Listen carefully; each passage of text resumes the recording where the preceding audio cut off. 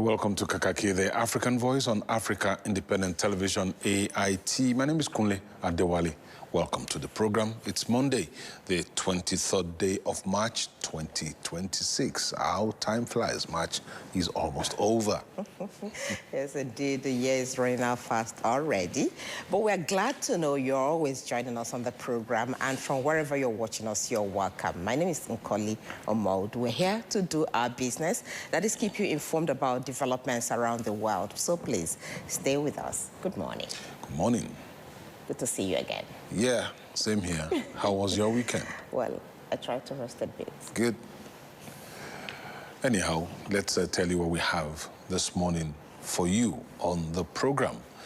Now, last week, security issues kept popping up one after the other.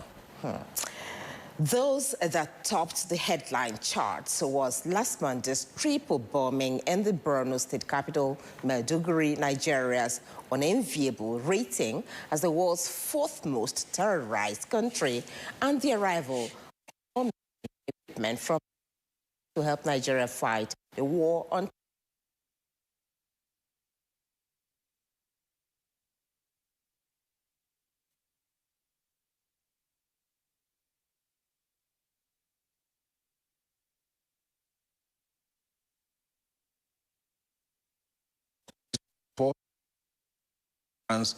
have been subject of the. Well, President Tinubu held a meeting with Vice President Kashim Shettima and around 25 state governors on Sunday, where he made his plans known and sought the buy-in from the governors, which reports say he received. He also told his guests that in addition to the support from the U.S., France and the U.K. will be providing assistance to help Nigeria fight the raging insecurity. So these and other security issues will be engaging our attention when we are joined by Chief Security Strategist at the International Institute for Security and Governance Studies, Dr. David Okoro, later on the program. Okay, and now President Bola Tinubu caused a political stir of some sorts last week when he directed all political appointees in his administration with the ambition of contesting elective offices in the forthcoming 2027 general election to resign their appointments on or before March 31, 2026. Well, the directive contained in a circular signed by the Secretary to the Government of the Federation, George Akume, is in line with provisions of the Electoral Act 2026, as well as the timetable issued by the Independent National Electoral Commission, INEC, for party primaries ahead of the 2027 general elections. That directive appears to be a move towards political discipline and an attempt to separate governance from political campaigns. Well, call them conspiracy theorists, if you like. There are those who see the development as early signals of a high-stakes political chess game within the ruling elite. There are also those who are concerned about what happens to policy continuity in government when key ministers, many of whom are midstream in critical reforms, suddenly exit their roles. Is there a hybrid position which will safeguard elections from manipulation from contestants already in government and at the same time ensure stability in government?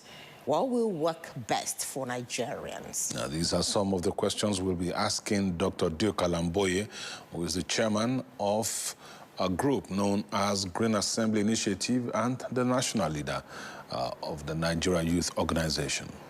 Also to weigh in on the issues is political affairs analyst Andrew Ilesomi.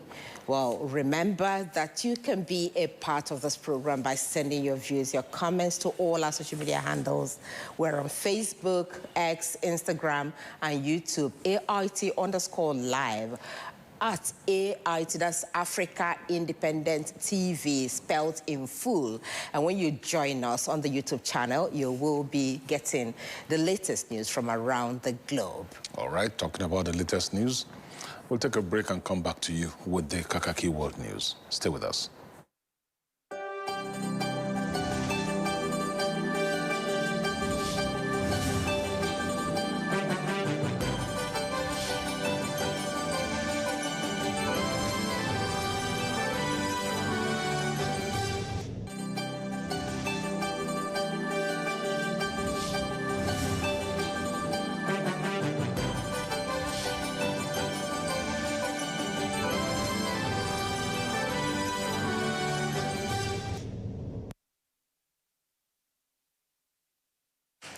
Thank you for staying with us. It's the World News on Kakaaki, the African Voice. And we begin from Sudan this morning, where an attack on a hospital in the country's Darfur region has killed at least 64 people, including 13 children, according to the head of the World Health Organization, WHO. In a social media post, Tedros Ghebreyesus said on Saturday that multiple patients, 2 female nurses and 1 male doctor were also among those killed in the attack on Al Dain Teaching Hospital in Al Dain, the capital of East Darfur State, on Friday night. Another 89 people, including 8 healthcare staff, were wounded, he added. And the attack damaged the hospital's pediatric, maternity, and emergency departments, rendering the facility non-functional and cutting off essential medical services in the city.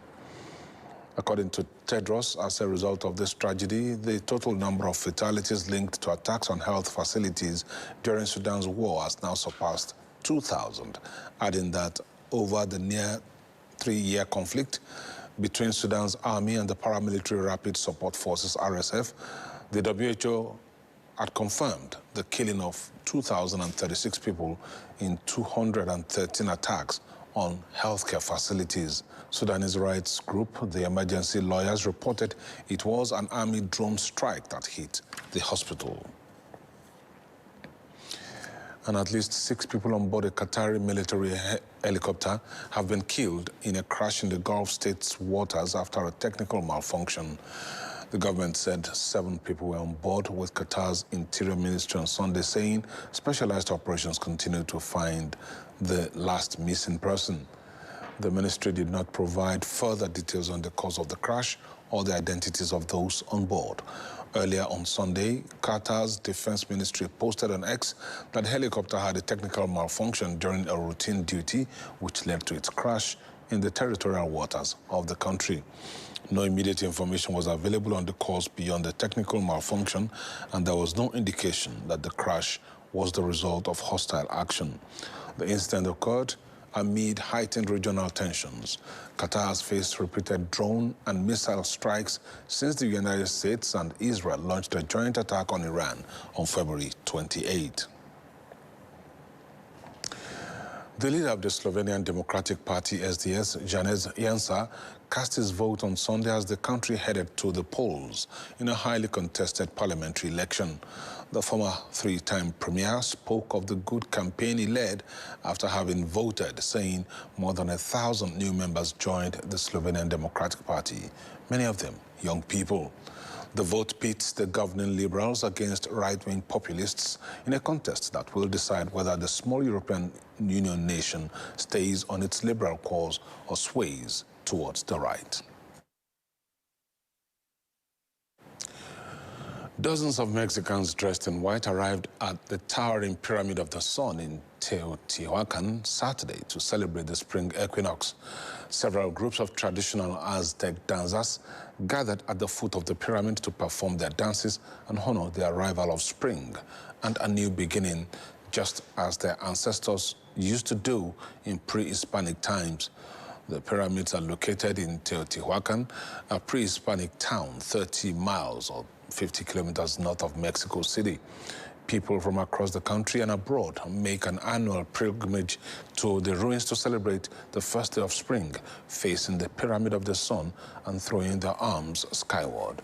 The pilgrims believe the site holds special energy on the equinox that can be transmitted to people, especially those who wear white. In the meantime, residents expressed their frustration as Cuba's power grid collapsed Saturday, leaving the country without electricity for the 3rd time in March. The outage comes as the communist government battles a decaying infrastructure and a US-imposed oil blockade. Due to breakdowns in the aging infrastructure. The breakdowns are compounded by daily blackouts of up to 12 hours daily, caused by fuel shortages, which also destabilize the system. The last nationwide blackout occurred on Monday and has been struggling with dwindling oil is the removal of Venezuela's leader, which halted critical petroleum shipments from the nation that had been a steadfast ally to Havana. Trump has for months suggested Cuba's government is on the verge of collapse. Iran threatens to irreversibly destroy U.S.-linked energy sites across the Middle East if its power plants are targeted. The warning comes after President Donald Trump of the U.S. said his country would obliterate Iranian power plants if the Strait of Hormuz is not opened before a 48-hour deadline. The waterway is vital for global oil shipping. Saudi Arabia and the UAE say they intercepted missile attacks on Sunday morning. Meanwhile, Israel says it launched a wave of strikes on the Iranian capital overnight. More than 160 people have been injured after strikes on southern Israel, emergency services say. The target appears to have been a nuclear facility 13 kilometers away from the city of Dimona. An attempted Iranian strike on the joint UK-US base on Diego Garcia happened late on Thursday night into Friday morning, according to the BBC. More than 160 people have been injured, some seriously, in Iranian missile strikes on two southern Israel towns close to a nuclear facility. According to Israeli emergency officials, 84 people are being treated in Arad and another 78 in Dimona after ballistic missiles hit the towns on Saturday evening. Ukrainian President Volodymyr Zelensky says a Ukrainian team has met U.S. Special Envoy Steve Witkoff and U.S. President Donald Trump's son-in-law, Jared Kushner, for talks aimed at ending Russia's invasion of Ukraine. And he added that the talks will continue on Sunday. He said on Thursday he had sent a delegation to the U.S. in a bid to move forward suspended U.S. brokered talks on ending Russia's invasion. Trilateral talks involving Russia, which have yet to produce any breakthrough on key issues, have been on ice while the Iran war has dominated international attention.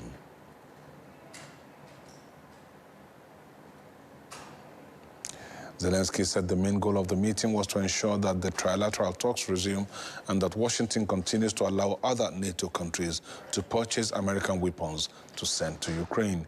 Kremlin spokesman Dmitry Peskov said on Friday that a new round of U.S.-mediated negotiations between Moscow and Kyiv will likely take place soon. Western European officials have, over the past year, repeatedly accused Russian President Vladimir Putin of dragging his feet in negotiations while he tries to press his bigger army's battlefield initiative and capture more Ukrainian land. Russian forces hold nearly 20% of Ukraine.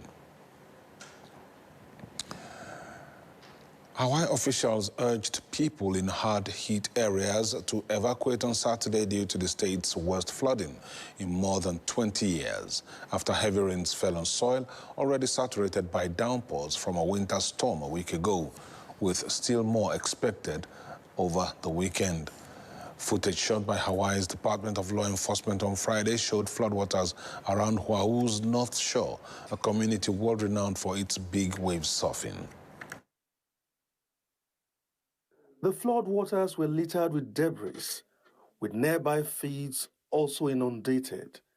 Raging waters lifted homes and cars and prompted evacuation orders for 5,500 people north of Honolulu last week, though they were later lifted. Authorities upgraded an evacuation advisory to a warning for some part of Lahaina, which is still reeling from a deadly 2023 wildfire because of retention basins nearing capacity. Residents who did not evacuate were heartened in the morning by receding waters and moments of blue skies, but more rain was on the way. The state has activated a program for people displaced by the storm that allows them to get discounted hotel rates. More than 230 people have been rescued so far. Speaking at Friday's news conference, authorities praised the emergency workers working to keep people safe. Rising floodwaters lifted homes and cars and triggered evacuation orders for some 5,500 people north of the state's capital city, Honolulu. Roads have been closed across the islands. Honolulu Department of Emergency Management has issued multiple flash flood warnings and urged residents to move to higher grounds and avoid flooded areas. Flood watch warnings have also been issued. Green has said the storm would have a serious consequence for us The governor urged residents to seek out shelters and assembly areas across the states. Back in Nigeria, President Bola Tinubu says the country's fight against insecurity is about to enter a decisive phase, saying he is intensifying international partnerships for military support, while governors move closer to securing a legal framework for state police.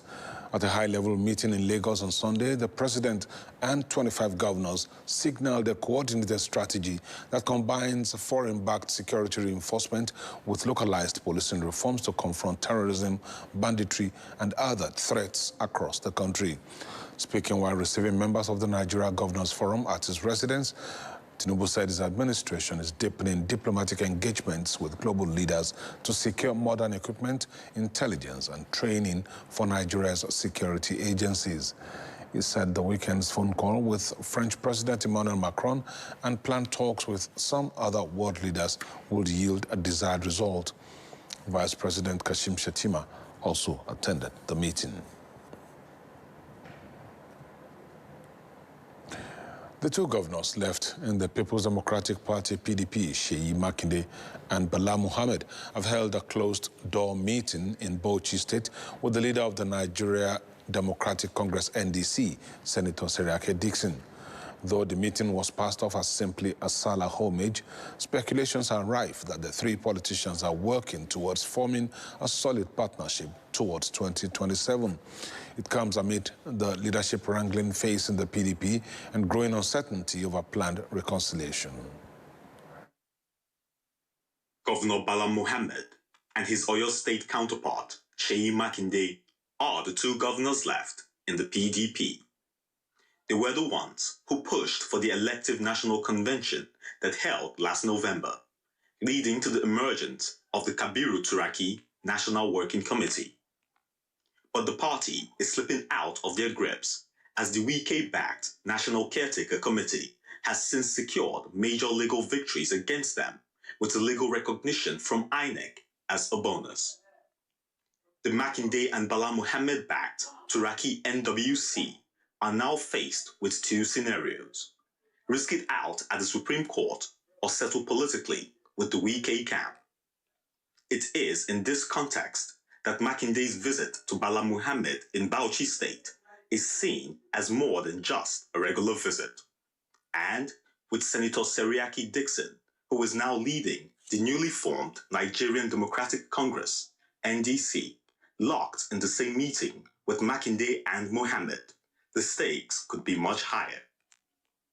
But for Governor Seyi Makinde, who spoke to journalists afterwards, it was simply a Salah homage. We're also mindful of the challenges you're going through, both personally and as a state, in terms of persecution, all of that. We just also want to say that we come to identify with you. His host, Bala Mohammed, also said this. And I really appreciate this is what we are made of. We have always faced challenges. Unfortunately for me, I have always operated from the opposition. And with all humility and modesty, God has always given us victory. And we are not really taking it for granted. On the crisis within the PDP, the two governors shared their thoughts on the planned reconciliation. I was in a meeting with Wike and Mr. President, and the promise to hold PDP for Mr. President was 2027. So anyone dealing with Wike and his group in any guise, what it means is you have also agreed to support President Tinubu for 2027. We'll leave it for Nigerians to judge. They insist the PDP remains Nigeria's best alternative in 2027.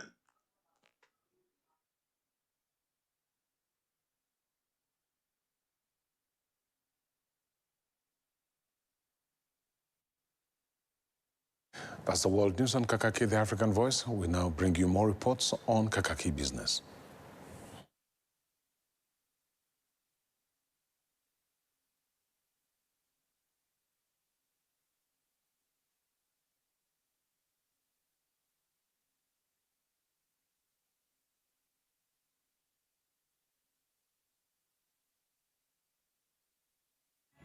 Welcome to Kakaaki Business. I am Olamide Ario.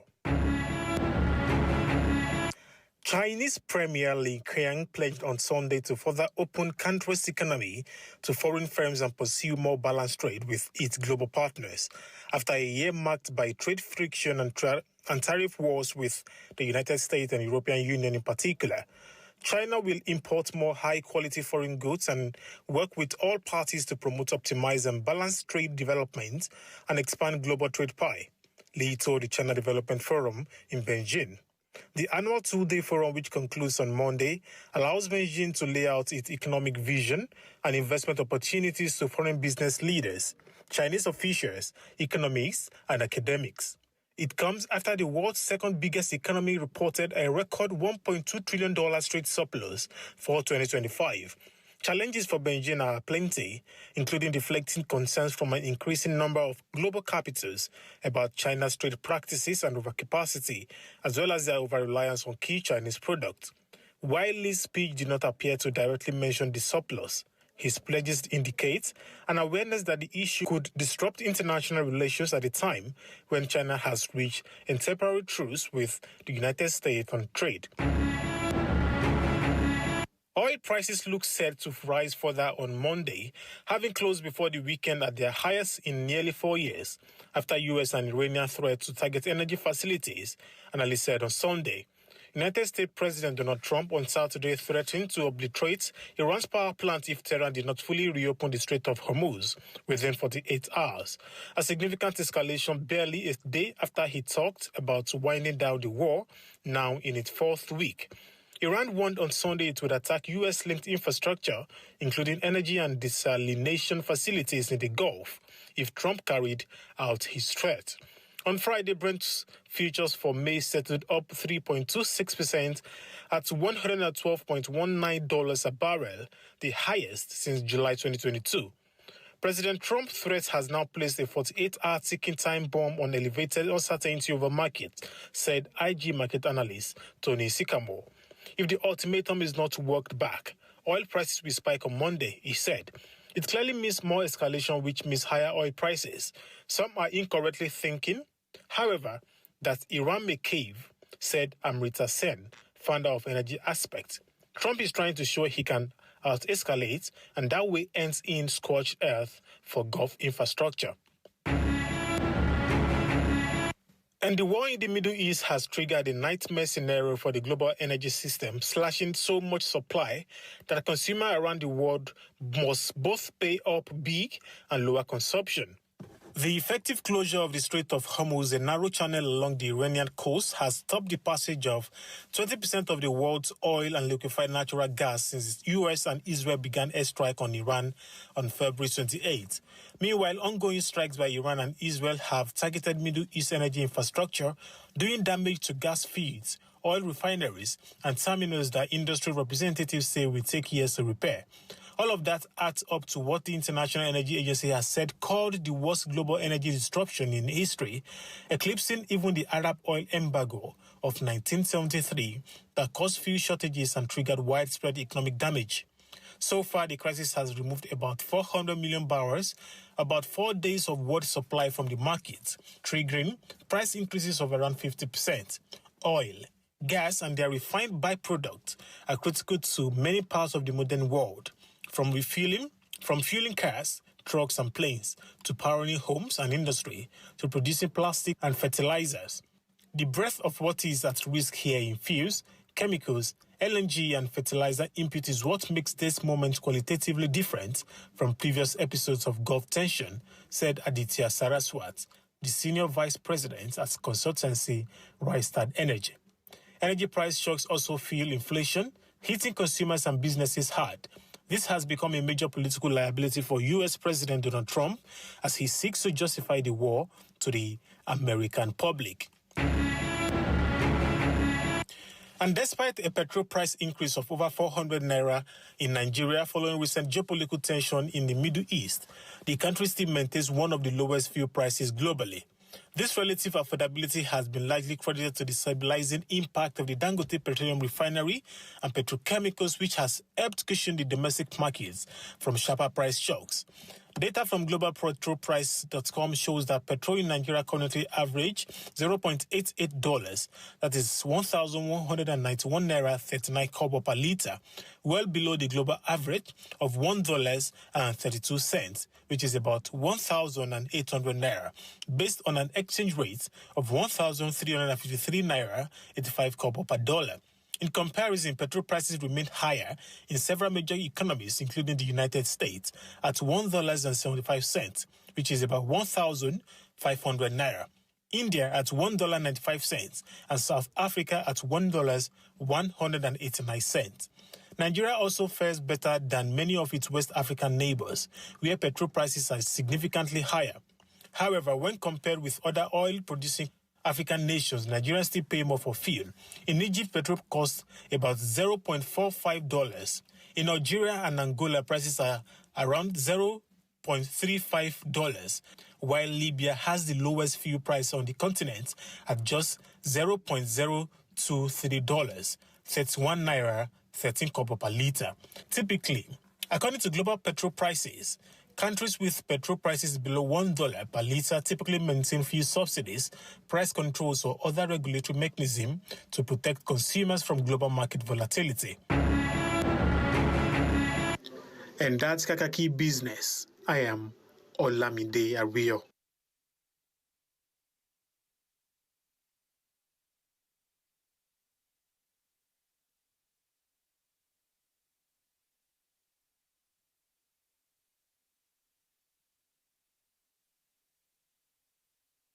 Thank you so much, Olamide Ario, for that package there. Time now for us to get to know what happened at the weekend in the world of sports. And, of course, Sembe Shima is here live in the studio to give you the very latest. Morning, Sembe. Good morning, Finley. Yes. How was the weekend? It was nice. At least I ate a lot of rice and chicken. Yes, for the AD festival celebration. Thanks to that, courtesy of that. Right. It was a good weekend. It's time to talk what happened during the weekend after eating that rice and celebrating us. So for some people, laughing at some others as well. Also on dear Wendy. Yes. Good morning and welcome to Kakaaki Sports. It's good to be here this beautiful Monday morning. I must say, the weekend was quite interesting. And we'll be looking about so many things this morning that went down during the weekend. Yes, like you heard me and Queen said, there was lots of eating. But for some others, it was a lot of sad moments, crying perhaps, or, murmuring perhaps, or even insulting, bantering. All of that went down during the weekend. And you know what I'm talking about? I'm talking about the Carabao Cup final.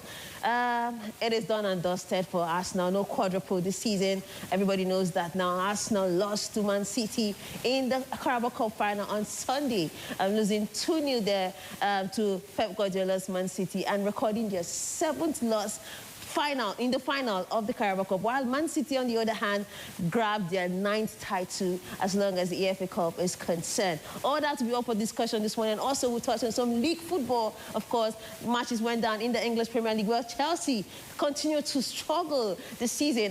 It's looking like there's no Champions League slot for Chelsea next season. And also, just a couple of matches there. Nottingham Forest, on the other hand, shocked the world by getting that maximum 3 points to progress, to move away from relegation waters. And also, we'll talk about the Nigerian Premier League as well. And if time permits, we will touch on the CAF Champions League, which is now in the semi-final phase. Talking about the big boys are now going for the glory in the CAF Champions League. All that up for discussion this morning. And I am not all alone this morning. I'm not with one, but 2 guests. Talking about Justice Ali, joining me live from Abuja, and Osi Ugu, joining me live from Middlesbrough, Northeast, Eastern London. Osi, good morning, and Justice, good morning. Hello. Good morning. Okay. Good morning. Okay, I can hear you loud and clear. So quickly, let's get right to it, gentlemen.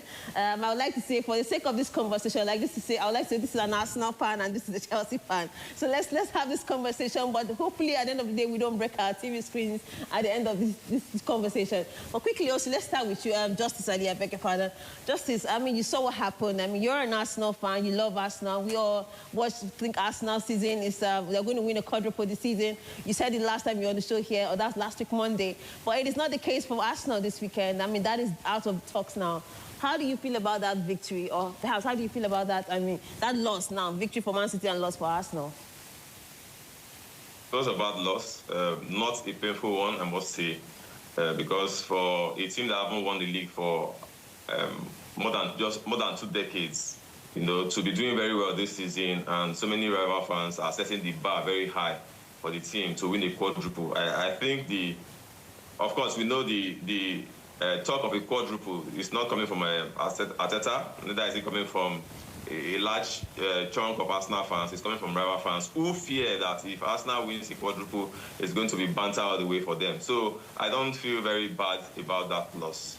No team goes to the final and loses the final. That will feel good either. But I'm just only saying, I'm putting the record straight, that Arsenal's main priority this season is not even the Champions League, it's winning the league. It's been a long time coming, 21 years or 22 years or thereabouts, and that should be the main aim. So Carabao Cup is just one of those cups that if they had won, they would have added to the main priority for the season, which is winning the league. So for Arsenal fans, if you go online, you see how they feel about it. They are not so pained because you don't leave an antelope and start chasing a grasshopper if you are a hunter. So for Arsenal fans, I think they are looking forward to winning the league, which is still within their power or their reach. All right. I would like to see you're not so happy as well. So, but it's not a big deal like you said, but you don't look so happy yourself. But now, Osi, let me come back to you quickly. I mean, Osi, looking at the game yesterday, would you say Man City is just a situation of a teacher still schooling a student, or perhaps this is the beginning of another trophyless season for Arsenal? From a neutral perspective, not because you're a Chelsea fan.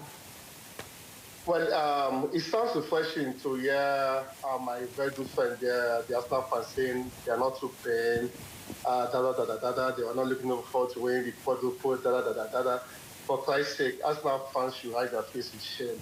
This is their first final since 2020, and losing the Carabao Cup, a cup they defeated Chelsea, battered Chelsea to get to the final, and they couldn't, hold themselves tight.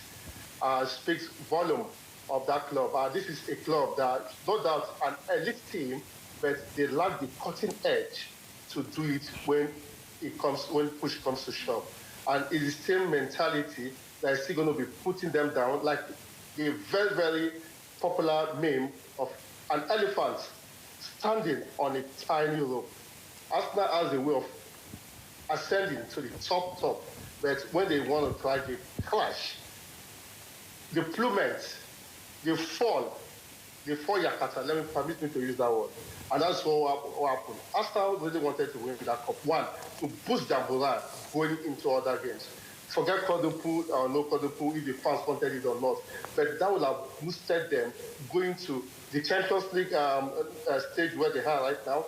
The League Cup, they are the APL, which if you forget so easily, they are having a run for the money with the same Manchester City. So this would have given them that psychological mental edge against Manchester City. But this is just like a pattern going to happen soon, because they're still going to meet Manchester City in a make-or-mar in this same league. So when I hear Arsenal fans, trying to belittle Carabao Cup, I just laugh. This is the same team that couldn't, their coach showed his Lilliputian mentality when it comes to substitution. This same team that coach that decided to play a Kepa Arrizabalaga, who is jinxed never to win the Carabao Cup after what he did in 2019 when he was still with Chelsea.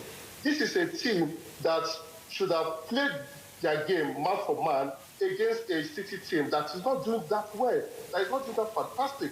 But unfortunately, Arsenal will always be Arsenal. We'll have to wait again to see what they have to give us in the next season. They lack that cutting edge, and if they don't fine-tune it, they'll still continue to be that we almost got there, the team that never got there. All right. Well, I think Justice Ali will tell you that all hope are not lost. Yes, I'm talking about there's still more trophies left to be won.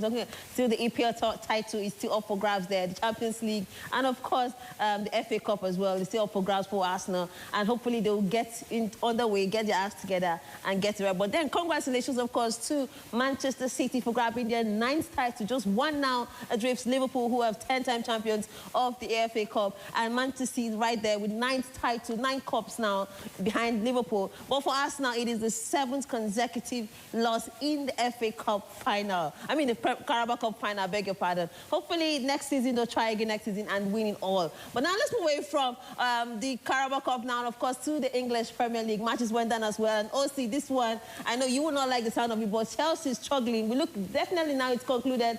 Justice will tell you that there's no Champions League trophies, Champions League slot for Chelsea next season. But Justice, let me allow you to have this one. Do you think Chelsea still stand a chance with what you're looking at their performance in the EPL this weekend?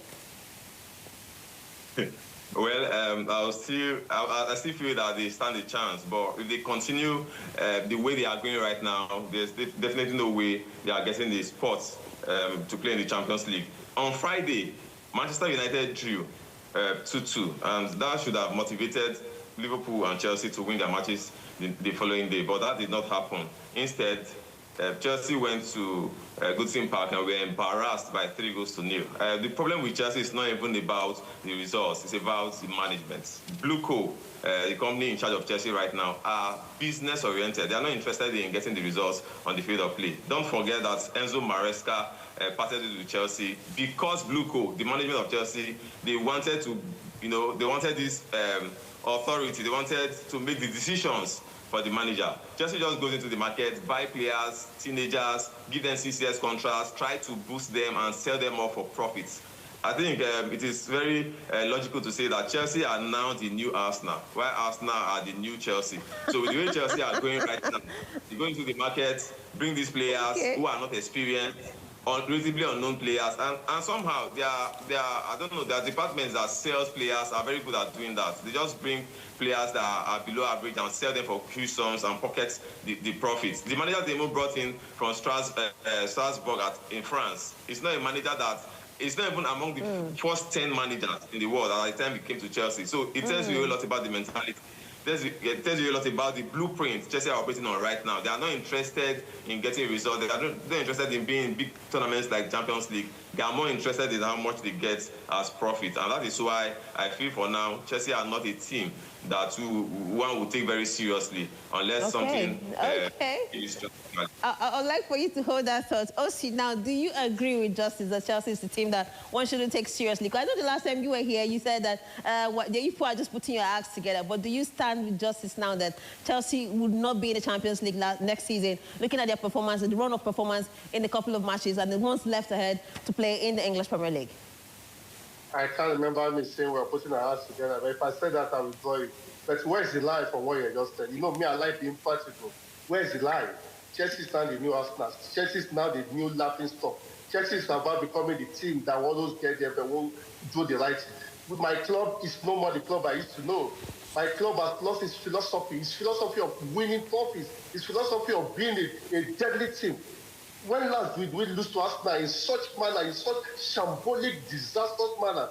My club has lost everything when it comes to Chelsea. Chelsea is now a shadow of itself. Why? Because of the new Blueco managers.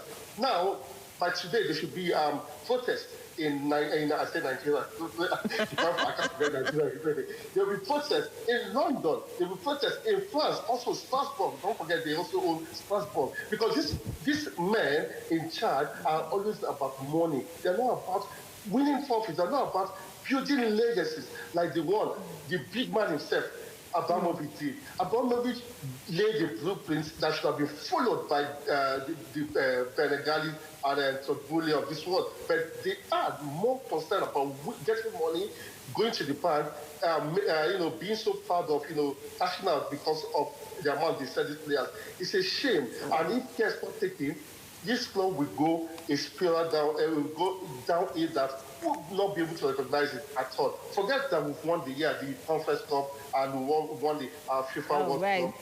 But it would be a shame for us to go down to the Europa Conference League and play with the World Champions back on us. I'm so pissed off right now with right. Okay, Osi. Something just needs to be done. You don't just get me started at all when it comes to I understand your anger, but let's now face the reality. That is the current standing on the table. Despite Arsenal losing to Man City there in the Carabao Cup and losing that trophy to Man City, they are still top of the EPL table, I beg your pardon. And in the bottom place, you can see right there, Wolves will definitely be going down. But for Arsenal, will it be a trophy for them to take home? We will find out in the coming days. But quickly, gentlemen, let's quickly touch on the Nigerian Premier League as well. Matches went down over the weekend, and it's looking very interesting. Funny enough, both of you are from Enugu State. I know you have a liking towards Rangers International. Now you are back on top of the table against Rivers United, who have one game outstanding. Quickly, your thoughts on before I go to Justice? Yeah, I saw the league, but I was like, what's really happening in the Nigerian Football League? Because I saw this back, the gap was enormous. But now, just 1 point gap. Rivers United, wrong that is not supposed to be wrong with you, that is getting wrong for them.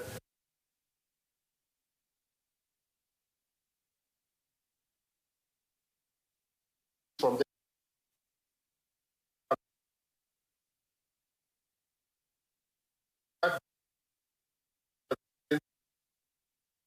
pressure on Rivers United, I believe they should be able to, and I'll be good. Kudos to my friend over there, Barrister Mobi, for the big job he has been doing there. Right. This is when you put the right people at the end of affair. This is what you expect. All right, talk quickly. Justice, are you also excited about the standing currently? Looking at the Rangers, hopefully they'll be equaling their title, trophies with but if this happens to stay like this and the league ends like this, are you optimistic that Rangers will take this one home, or are they going to be the Arsenal of the NPFL League?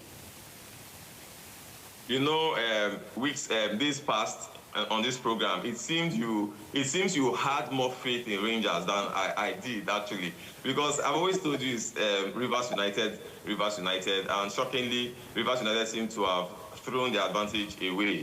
The outstanding matches they are supposed to, use to increase their gap at the top of the table is not there anymore. Just 1 point with an outstanding match. The psychological edge has now shifted to Rangers, and as it stands right now, if Rivers are not careful, Rangers is more likely going to nip it at the end of the day. So I think recently Rangers have been doing what they could to put the club in good shape. So many restructuring that went into the club, and I think this is the results for Rivers United. I don't know whether I'll say it's fatigue, because it's been long. At least it's been a while since they were knocked out of the CAF Champions League, and not getting the results to consolidate their position in the NPFL is such a sad one to see.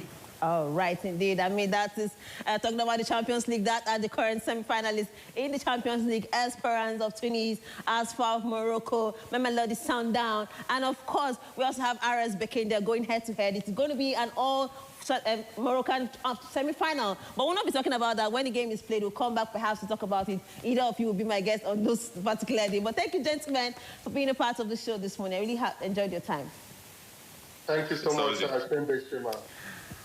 Right, indeed. Thank you so much. And that's our package on Kakaaki Sport this beautiful Monday morning. Thanks for being a part of it. I am Simbi Shima. Up next is the social intervention segment. Stay tuned.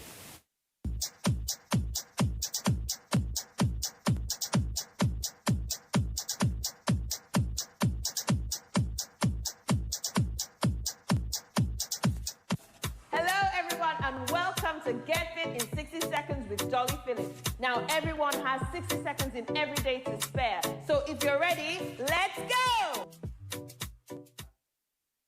Hey, we're here again. Well done! I hope you had a great workout. Anyway, what I need you to do is to follow us on Instagram at Alpha Fitness Studios and subscribe to our YouTube channel, Alpha Fitness Studios, for free workout videos, free dance videos, sales and promos, and make sure you join us at the gym, Alpha Fitness Studios in Lekki Phase 1 next time you're in Lagos. So until the next time, bye-bye!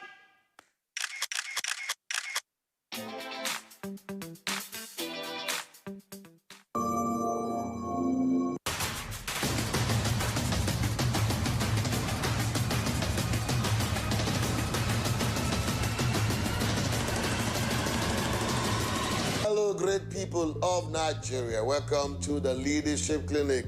Today, I'll be speaking on the power of indomitable will. It was Mahatma Gandhi who said that strength does not come from physical capacity. It comes from indomitable will. I have experienced a lot of people in my life who had gone through very major challenges, and they have made up their minds that despite of all the odds, they were going to succeed. I have seen several of these individuals succeeded beyond the normal. I have seen a lot of individuals also whose strength failed them when they needed strength most. The interesting thing is that as leaders, we must understand the role of our willpower in trying to pursue certain goals that are difficult to accomplish.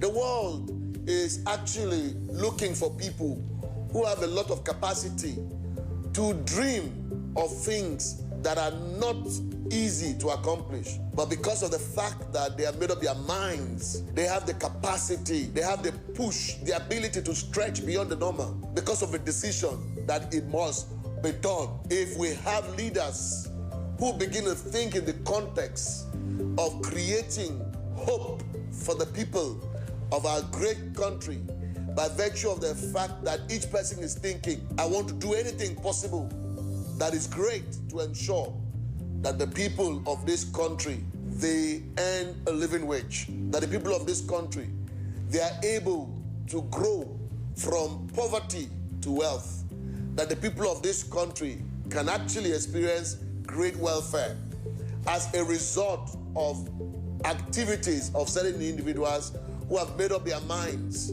to help in ensuring that the local government that they are serving succeed, that the states that they are serving succeed, that whatsoever platform they find themselves in, there is such an indomitable spirit that no matter how difficult it is, that they can create policies. Imagine if our young people begin to grow with this indomitable spirit as they begin to pursue their personal dreams and businesses, and they do not allow the environmental factors, they do not allow the things that is actually helping people not to even succeed in this country.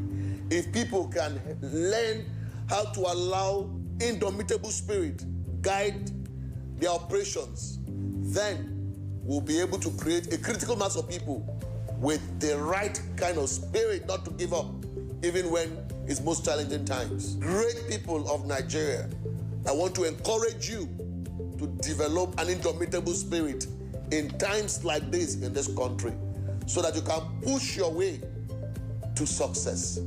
Great people of Nigeria, you must remember, if a man doesn't have a purpose waking up, sleeping becomes interesting.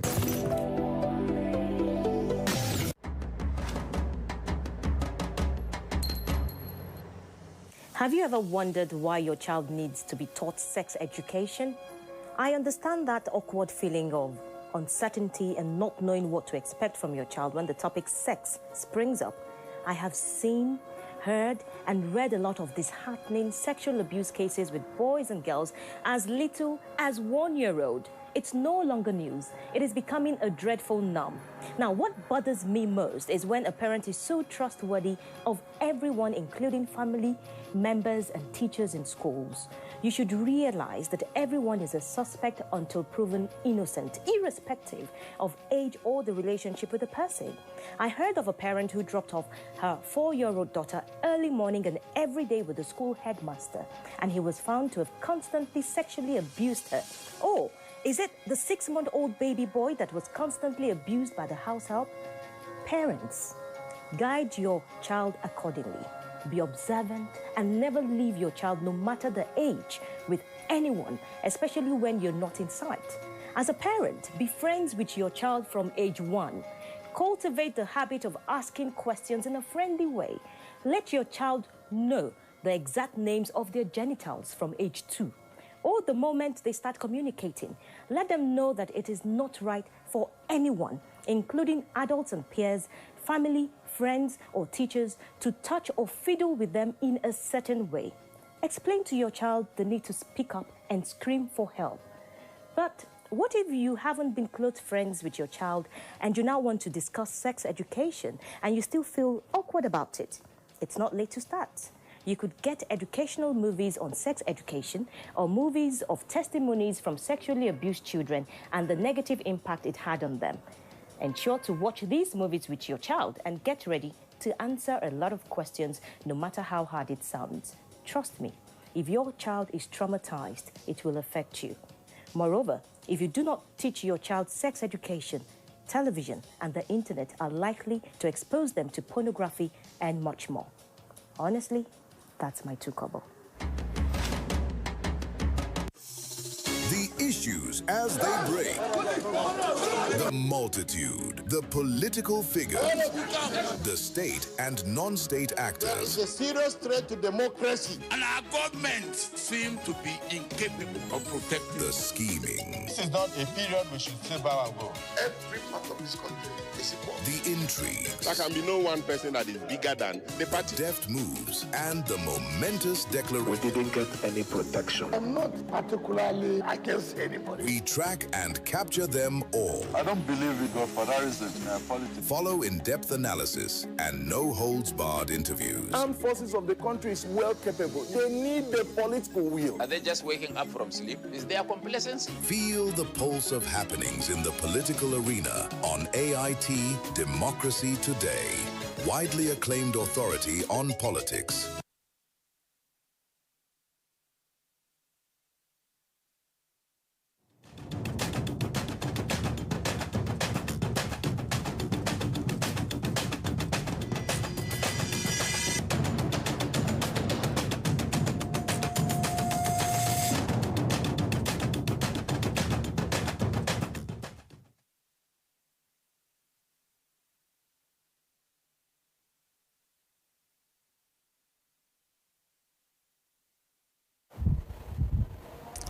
All right, thank you so much for still staying with us on Kakaaki, the African Voice. Let's look at the national papers for this Monday and the front page headline stories, which, of course, will be reviewed by our reviewers who are already joining us. Lemi Ugegbe, the doctor in the house, is right here with us, a senior member of the pen profession, and I'd like to add the fact that he is also a human rights activist. Thank you so much and welcome. Good morning. Thanks. Good morning. Good morning, Lemi. Good morning. Hope you had a nice week. Well, it was okay. All right. Is our CKN joining us? Yes, indeed. There he is, CKN, our CKN, all the way from Lagos, Nigeria. You're welcome. My people, my people. We Good can hear you, morning. CKN. Check your device. Is it muted?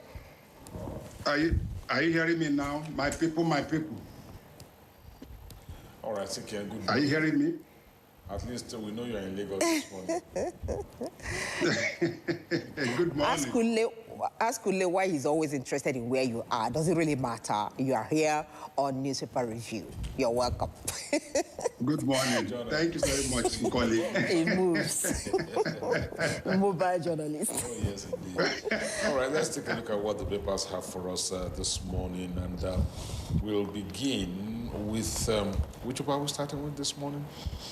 I think we're starting with it's Standard Times. Yes, Standard Times is what we're starting with. And its front page has the major headline, Tinubu meets Shetima, 23 governors, vows to tackle insecurity, help the vulnerable. That's the top story there. Details flow from page 1 onto page 3 of the paper. All right, to the Blueprint newspaper, also leading with insecurity, but this time with a different angle. France ready to support Nigeria with military equipment. This is according to Tinubu, with the riders, says we won't allow insecurity overshadow efforts at helping the vulnerable. Directs governors to provide incentives on fuel crisis, transportation, alongside all the riders to that major headline story, the Blueprint. Okay, let's go to the next paper now, which is The Mirror. This is a new one, and its headline, the major one there, the top one says, Governors back Tinubu's security drive, renew calls for state police. And the story you'll find on page 13 of the paper. To the Daily Global, Tinubu rallies governors on security, vows increased foreign support. Is that where we are? Yes, after The Mirror, we're going to the Daily Global. Tinubu rallies governors on security, vows increased foreign support. That's the major headline on the paper this Monday. The next paper we have is the New Telegraph, and its own major headline says, Tinubu, we won't allow insecurity overshadow our efforts at helping the vulnerable. And the writer says UK, France collaborating on equipment support, urges governors to provide incentives to workers to cushion effects of inflation caused by Mid-East war. Details on pages 2 and 28 of the paper. To this Nigerian newspaper, the sub-one leading the paper, gunmen hit Kwara again, abduct 8 church worshippers. We won't allow insecurity overshadow our efforts at helping the vulnerable. Tinubu, IGP disbands SWAT, RRS, anti-kidnapping, other tactical squads nationwide amid rising insecurity. Abuja Inquirer is the next paper that we're looking at, and its own main headline is also following what this Nigeria has. Kwara worshippers abducted during church service. Tinubu rallies governors on security. IGP orders reduction of tactical teams. Those are the riders following that headline. Let's check out the Daily Asset. It's the lead headline this morning. Bandits, Boko Haram, others kill over 190,000 Nigerians in 17 years. This is according to our report. And then you have some riders there. Tinubu seeks global alliances to end violence. Gunmen strike during service, abduct worshippers in Kwara. You find details of that story on page 2 of the Daily Asset. Ghana commends Nigeria, DSS following successful rescue of 44 trafficked nationals. That's the lead story on the front page of the Observer's Times this morning. The writer says victims safely evacuated to Accra following a coordinated cross-border intervention. Story has the details on page 2 of the paper, I think. The Daily Sun is the next paper. 2027 is where the paper is looking at. Ministers' aides panic as Tinubu remains neutral.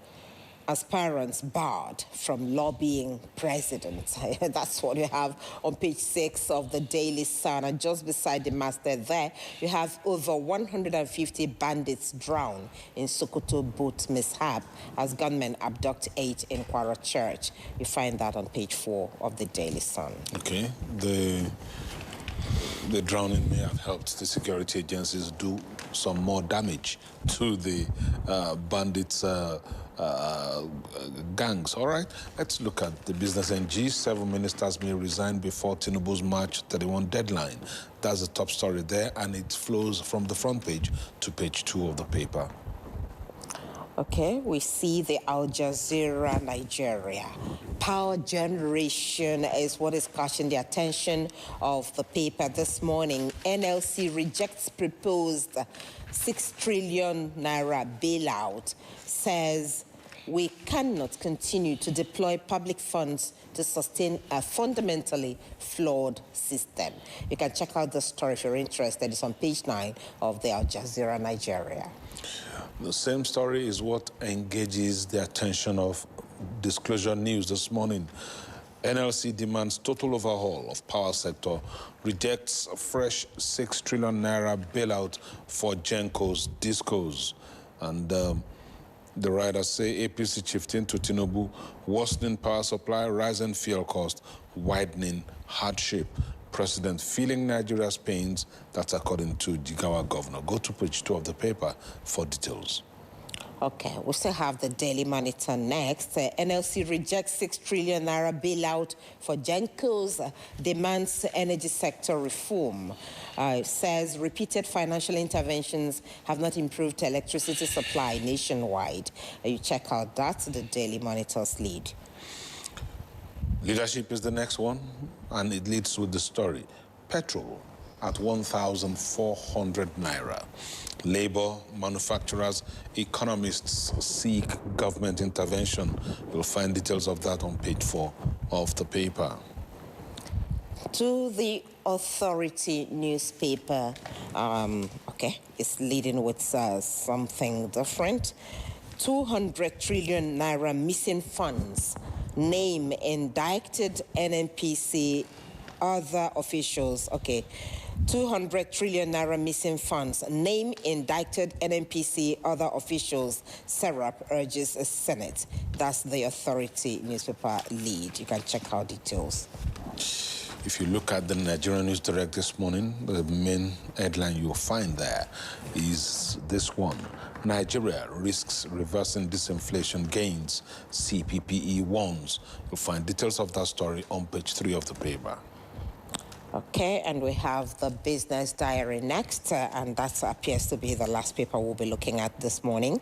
Nigeria faces imminent gas price hike as Qatar LNG attack. After Qatar LNG attack, Nigeria faces imminent gas price hike after Qatar LNG attack as fuel pump price hits 1,325 naira in Lagos, Abuja, others. I think other papers said 1,400 in some areas. So you have details of that on page 4 of the paper, and that's about the last paper we are bringing up. Let's bring in our reviewers now for some analysis. Many of the stories are led with Tinubu meeting Shetima and 23 governors vowing to tackle insecurity and also help the vulnerable. The Standard Times lead with that, and then Blueprint also leading with that, talking about France ready to support Nigeria with military equipment. So it's all about insecurity and how to deal with it. Let's begin with you, CKN. How do you read the stories, and why do you think it's important to be the major headline of most of the papers this morning? Yes. Can you hear me?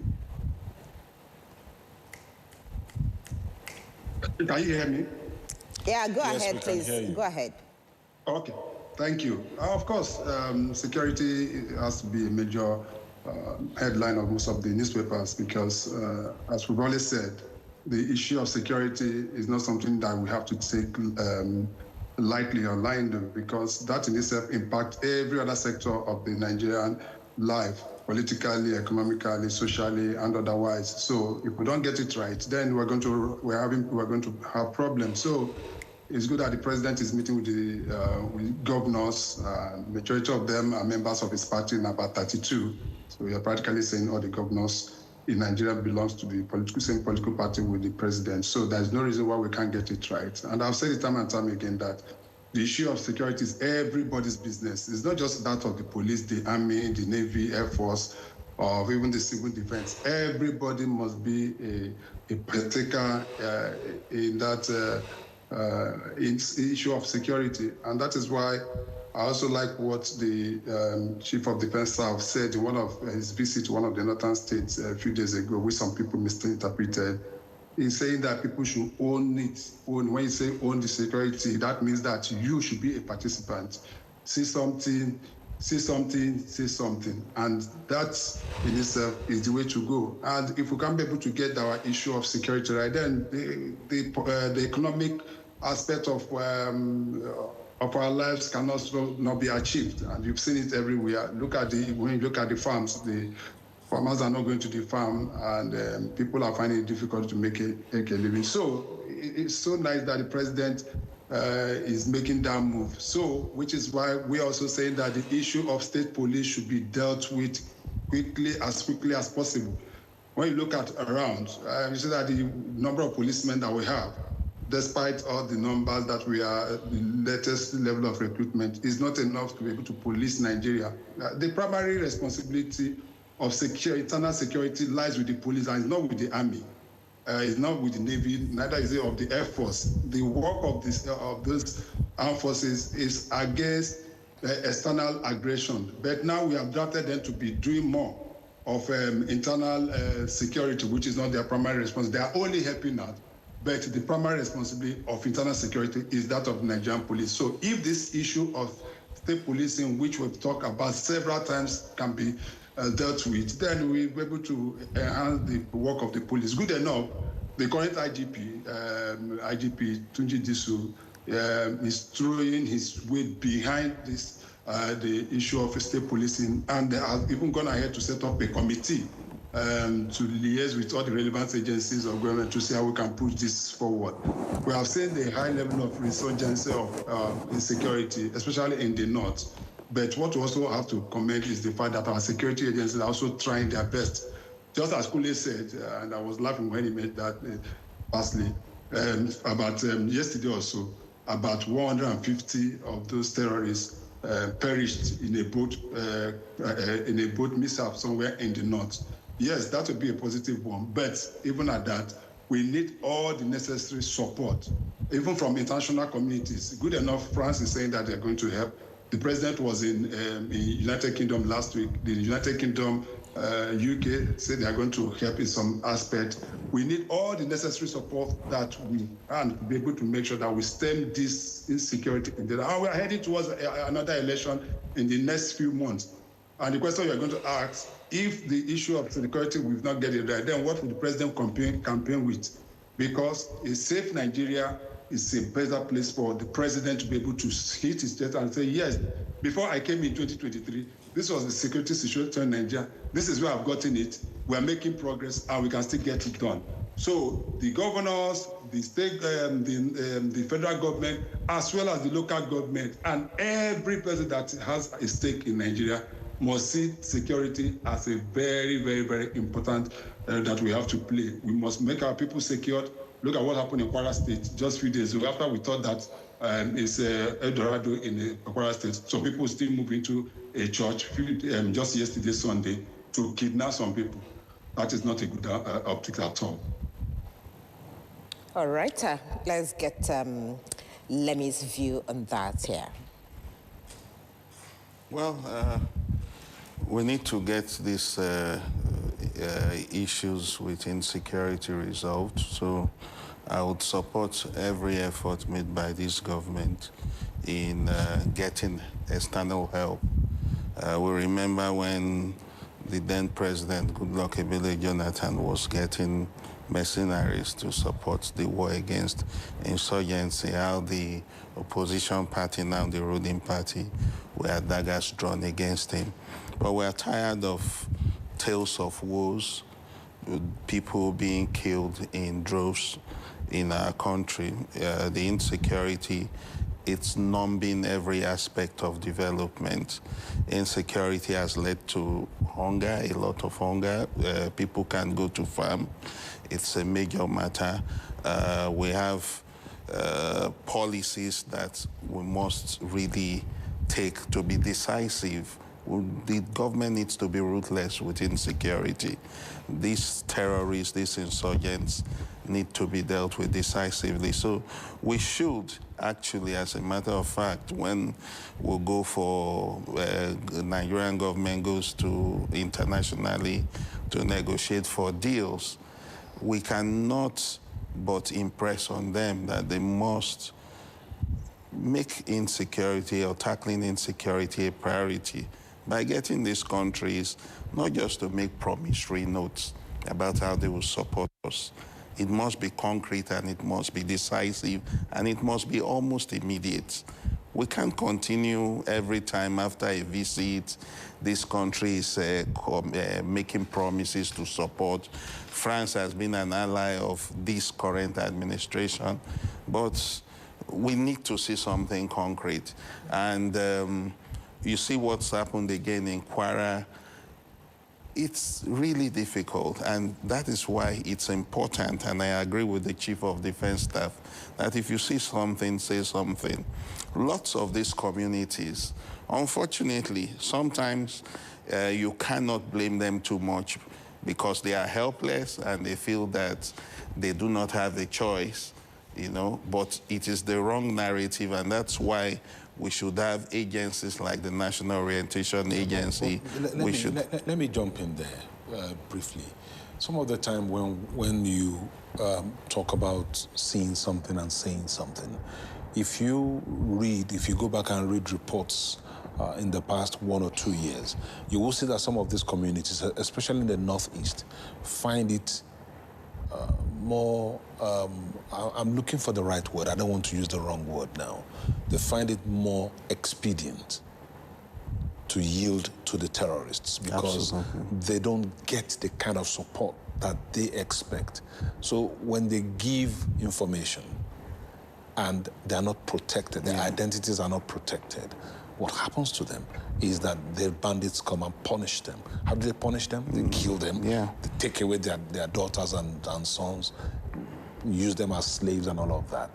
And I think that's a critical issue that we need to also talk about. Because when the minister or the chief of defense staff says, if you see something, say something, I think a critical issue is that even when the issue of public confidence, public confidence, even when these communities are liberated and the military moves on to the next stage, there is no one taking over. And that's a critical point, because the police should now take over and hold that community and ensure that the place remains secure. Those are the things that are missing. That's the point, and that's why I say there should be policy that help this matter. We need to drop politicking and really begin real issues of governance around tackling insecurity. How do I mean? We do not have enough boots on ground, whether in the military or in the police. Now, the president has repeatedly given indication that he supports the state police, which people like us would rather say community policing. We need to have a situation where we have enough of the community or state police. We have recruitments on, of course, after dealing with the final issues, the details about how the operations should be, because again, of the fear that one man in the state too can begin to use it, weaponize them against people who speak, you know, critically of his government. But that fear is not enough to stop us from doing what is expedient, what needs to be done. Now, if you do not have enough boots on the ground, the trouble is that even when there are intelligence sharing by communities, you still have issues with how the boots on the ground will deal with the issues. It's a concern. We have the situation, I don't know if it was Niger, where a community were told by a sect, you know, that they were coming to indoctrinate them or to come and teach them their own ways. They disclosed to the security agencies. Unfortunately, from that same security disclosure, the people found out, the terrorists found out that this information had leaked to the security agency, and they came there and massacred a lot of people. Exactly what I was talking about. Yes, these are the concerns. So there is the issue of lack of boots on the ground. Then there is the issue of fifth columnists within the system also compromising it. So there is a lot of work to be done for us to restore public confidence, where the people will believe that whatever intelligence is shared will count.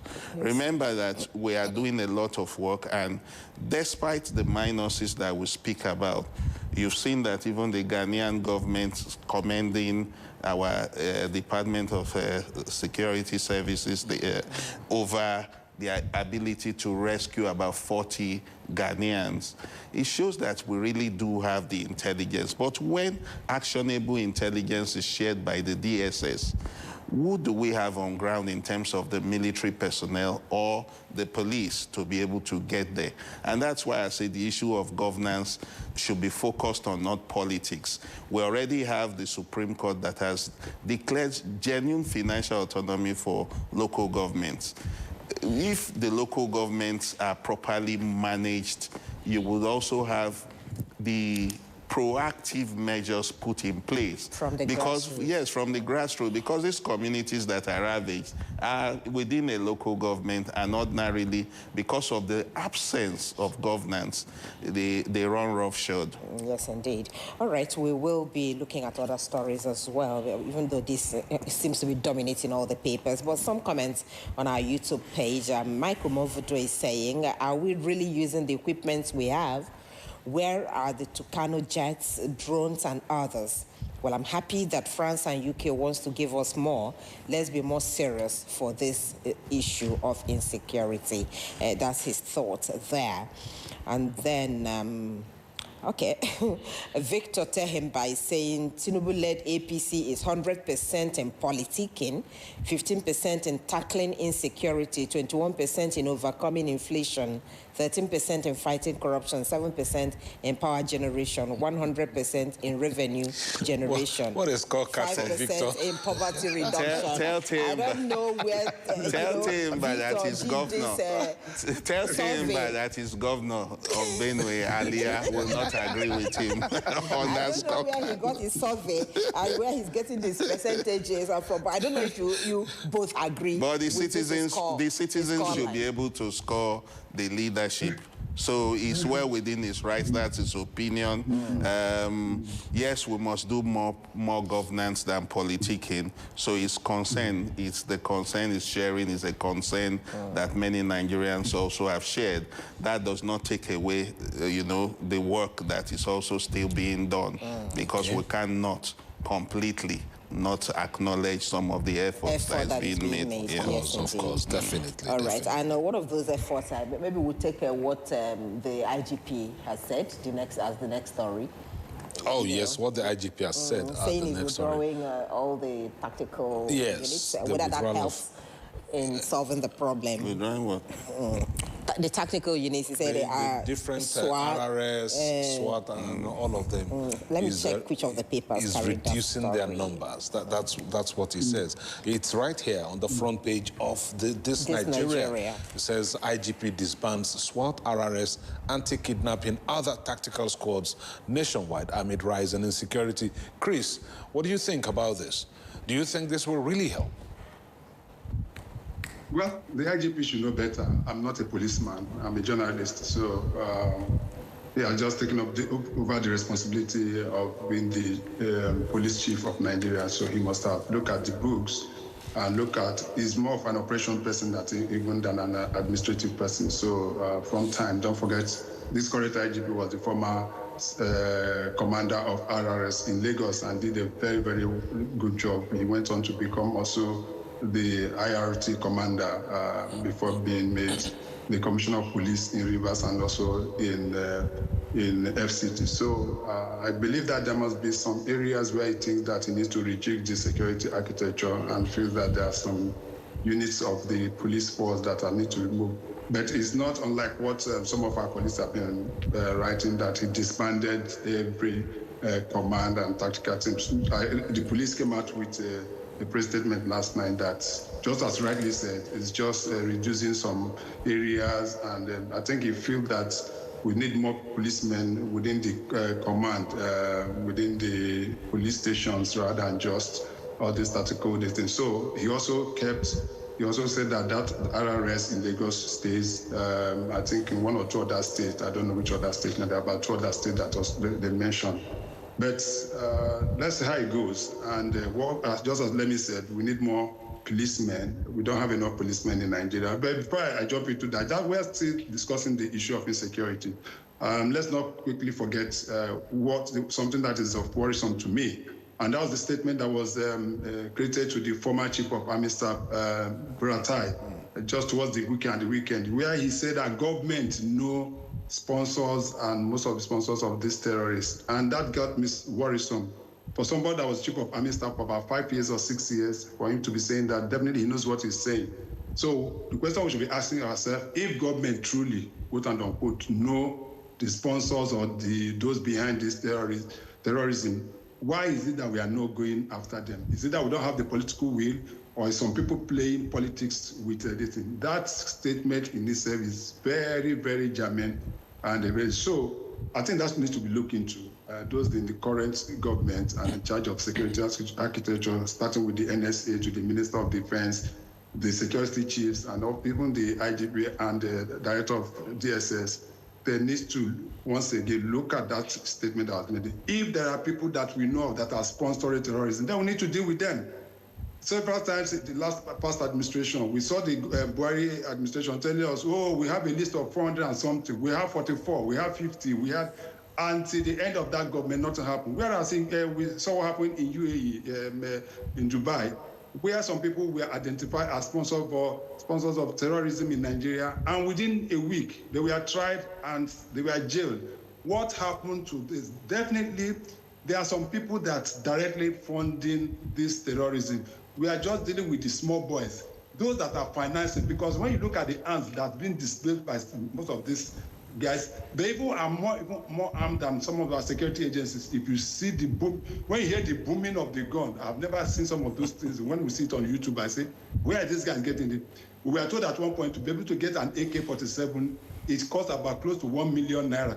When you see this guy having close to about 50 AK-47, you ask yourself, these ragtag human beings, where are they getting this? So definitely, we need to cut off the head of the snake. And until we do that, we cannot get anywhere. What we are dealing with are mostly the small boys. It's just like in drugs. You pick somebody at the airport, you prosecute him, but the main dealers are somewhere.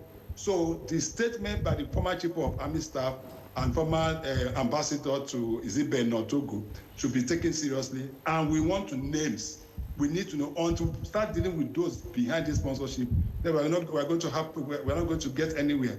That, I think that issue should be truly look at. The president should look at that issues raised by the General Buratai. But the question you also asked, when he was there, how many did he name? You know, the biggest question on my mind as Chris spoke is, why do we suddenly develop the boldness to declare things like this when we are out of office?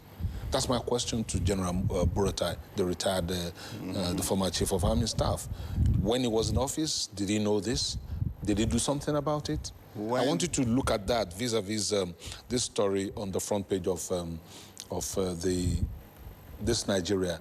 Gunmen hit Kwara again, abduct 8 church worshippers. If we have this information and we are in a position to do something about it, what's the problem? Is it political will? Is it, what exactly is it? It's really sad. I score, in terms of courage, I would score the current president 80%. But in terms of political will, I do not think that president earns 40%. Because what we really lack is political will. I don't know if the president is waiting till re-election is done before he really comes hard on this issue. It's not something that is intractable. It's not something we can't deal with. Under the Buhari administration, some of us shouted ourselves hoarse, asking that people like Buratai and his colleagues who were service chiefs should be relieved because of the kind of humongous disaster, tragedies, killings. Terrorism was at an all-time high. We kept asking for it. Every day we came to the studio or any other television station, we kept asking. Buratai kept saying we are winning the war. That same administration was the... When his own village was actually that same administration was the same administration who, before they came into power, said within 6 months they would defeat terrorism. Then after more than 1 year, they brought into our lexicon, they brought in a new word into our lexicon, saying that they have been technically defeated. Okay? And that is playing the ostrich and feeding Nigerians on a diet of lies. The same Buratai at that time said we were winning the war. You'll notice that as soon as he was relieved of that job and rewarded with ambassadorial position, remember in his tenure, there was no auditing. I kept saying, let us audit the kind of humongous votes budget that was given to the service chiefs at that time to fight this war.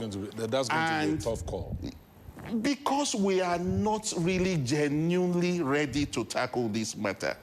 Because it was in Buratai's time that we saw soldiers protesting that they were more or less using catapults instead of real arms to fight terrorism in the Northeast. Lots of even generals were found really in very bad mood over such situations. We have a change of that in this current administration. However, the political will to deal decisively is really still lacking. And remember, Buratai is not alone. Sheikh Gumi had said the same thing, that government knows the terrorists, that they escort him into the forest to meet the terrorists. Buratai is only echoing what Gumi has said. So in a country where leadership is genuinely concerned about how citizens are being felled in droves, we imagine that they should ordinarily have pulled them over. We have, indeed, Dubai, United Arab Emirates gave the Nigerian government names of terrorist financiers. What has been done?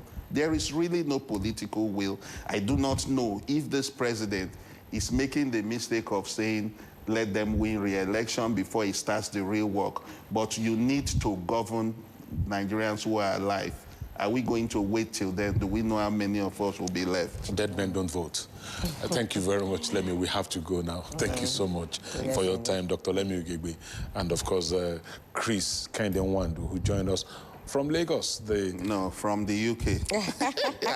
I've exposed him. All right, Chris, before you go, there's someone who is congratulating your wife here. On her graduation, yes, on her graduation. They say, Chris, congratulations on your wife's graduation. So people are following you. So that's why it's in the UK. Chris. I didn't know that people are following me. Thank you very much, whoever that is. Thank you very much. I really appreciate it. But Chris, now that we have heard, you know that you know the one we call for hearing in Lagos. So I'm waiting for the dispatch rider this morning. Okay, that congratulation came from Atoluwole Shokenu, 5080. Okay, I think he's the one congratulating you. Yeah, thank you very much. Thank you very much. Okay, no, Ilori Oladapo. All of them. Yeah, Ilori Oladapo, yes. So that you know where your congratulation is coming from. Maybe it's your friend, your fan, your whoever. Yeah. Well, all right. I know very well. Thank you very much. More of these comments, because there are plenty of comments, very strong comments here this morning. But in the course of the program, we'll try and take some of your comments, which you have sent to us this morning. And of course, not just congratulating Chris and his wife, but also talking about the serious issues concerning security, which has actually taken the cake this morning on the newspaper review. Once again, we thank our reviewers for being part of the program. Maybe I should just look at one or two of them. I'm going to read. Okay, Michael Movudu is saying that I was right, that some of the villagers that gave out information were killed because they were not protected, so nobody would like to say something when they see something. Ilori Oladapo says lack of basic amenities are affecting the fight against insurgency. Most of these communities don't have access roads, no light, no communication network.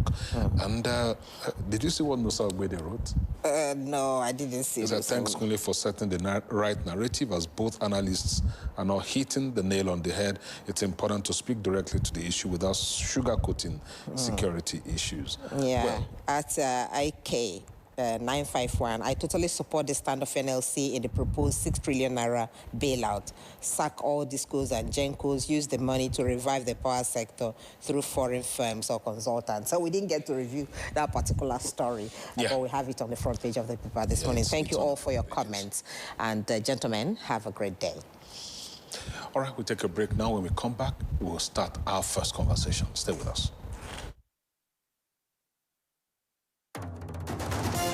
Focus Nigeria. It's a huge task, but we take it on.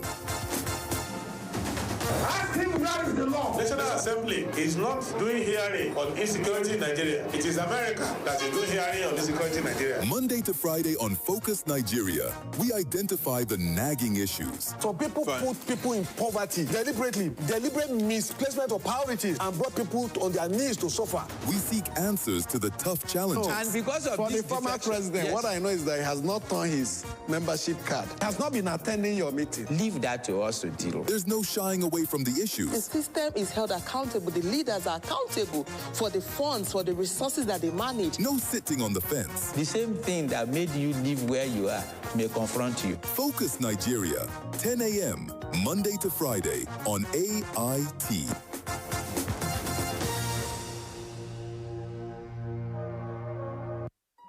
The stories now break online.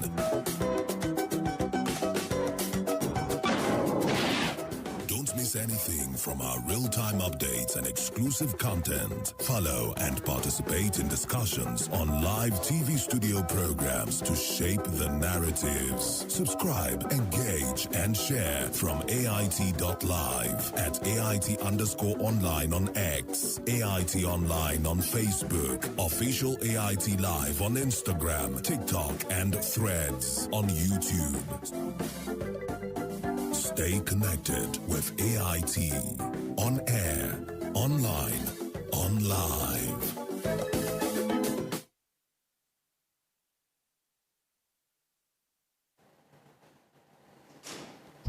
Glad to know you're still here with us on Kakaaki, the African Voice. We will be talking more on issues about, should I say, elections or governance issues in the country. Well, the president seems to have given quick notice to appointees seeking elective office, and that seemed to have caused a stir, really, in Nigeria when that directive was given, as many are asking whether this is just about showing transparency in governance and ensuring equality during elections, or whether there are other motives behind that. Well, we have our guest who will be helping us do some justice to this issue, Dr. Duke Alamboye, right? Yeah, he's right here. He's the chairman, Green Assembly Initiative, National Leader, Youth Organization. Thank you so much for coming on the program. Thank you very much. Good morning, Nigerians. All right. It's not the first time, Duke, that we are hearing a president or a governor tell his political appointees, if you know you want to contest elections, resign and leave this job so that you don't mix politics with governance.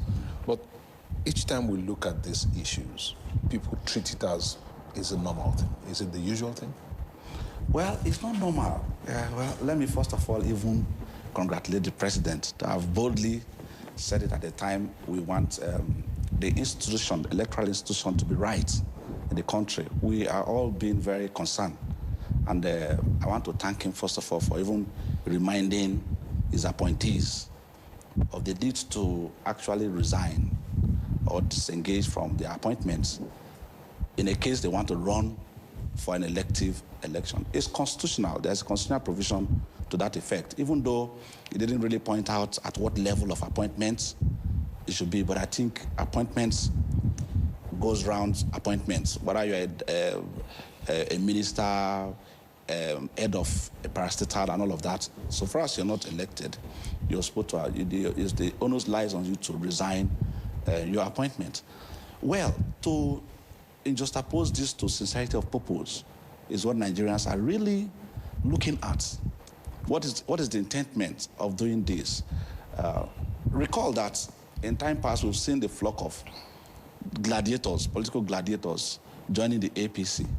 And the older ones that have held the party structure till the moment are also aspiring. We have a country where when governance, when elections are won and we want people to work and produce the dividends of democracy, we employ or we get the services of politicians instead of technocrats that will look at the effectiveness of every ministry and perform. These politicians that will have more overbearing ambitions are the people we still want to bring to serve in government, as though if you don't serve, if you've supported a political party and you don't serve in that government, it's like you don't have your own dividends, which I think is not really correct. So this give rise to this ministerial appointment for 4 years.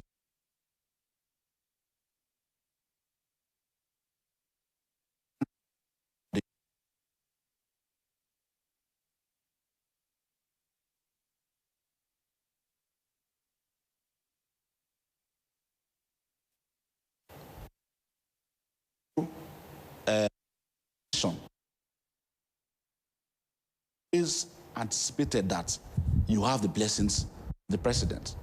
So this is what is happening in our country. Nobody, no minister will resign today, and it will not look as though the president has endorsed the person for president for whatever political position he wants to hold. Because and if you don't also resign, it will also give that impression that maybe you are in government. You're not giving a nod. You're not giving a nod. So because what is the rationale behind a minister that is supposed to complete 1 year or 6 months or 7 months, as the case may be? What's going to be the effect of that ministry? For instance, is a minister.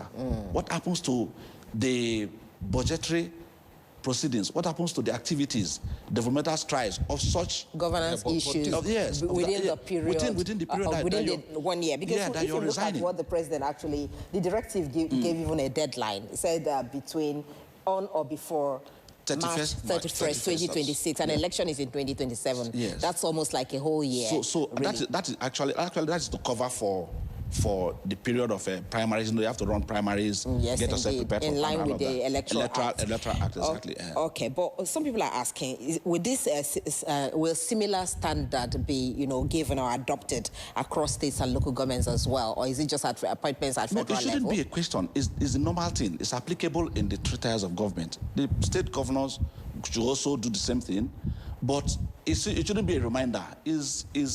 It's fundamental. It's a given. So I don't think anybody needs to come and say, we are reminding you to resign. But I know why the president did this, because the party awaits that kind of explosion where the determinant of who contests what. There are rumors, I don't know if the authenticity of that rumor, that almost all the governors that are going for second tenure that are joined the party are going to have an overwhelming blessing from the party to continue.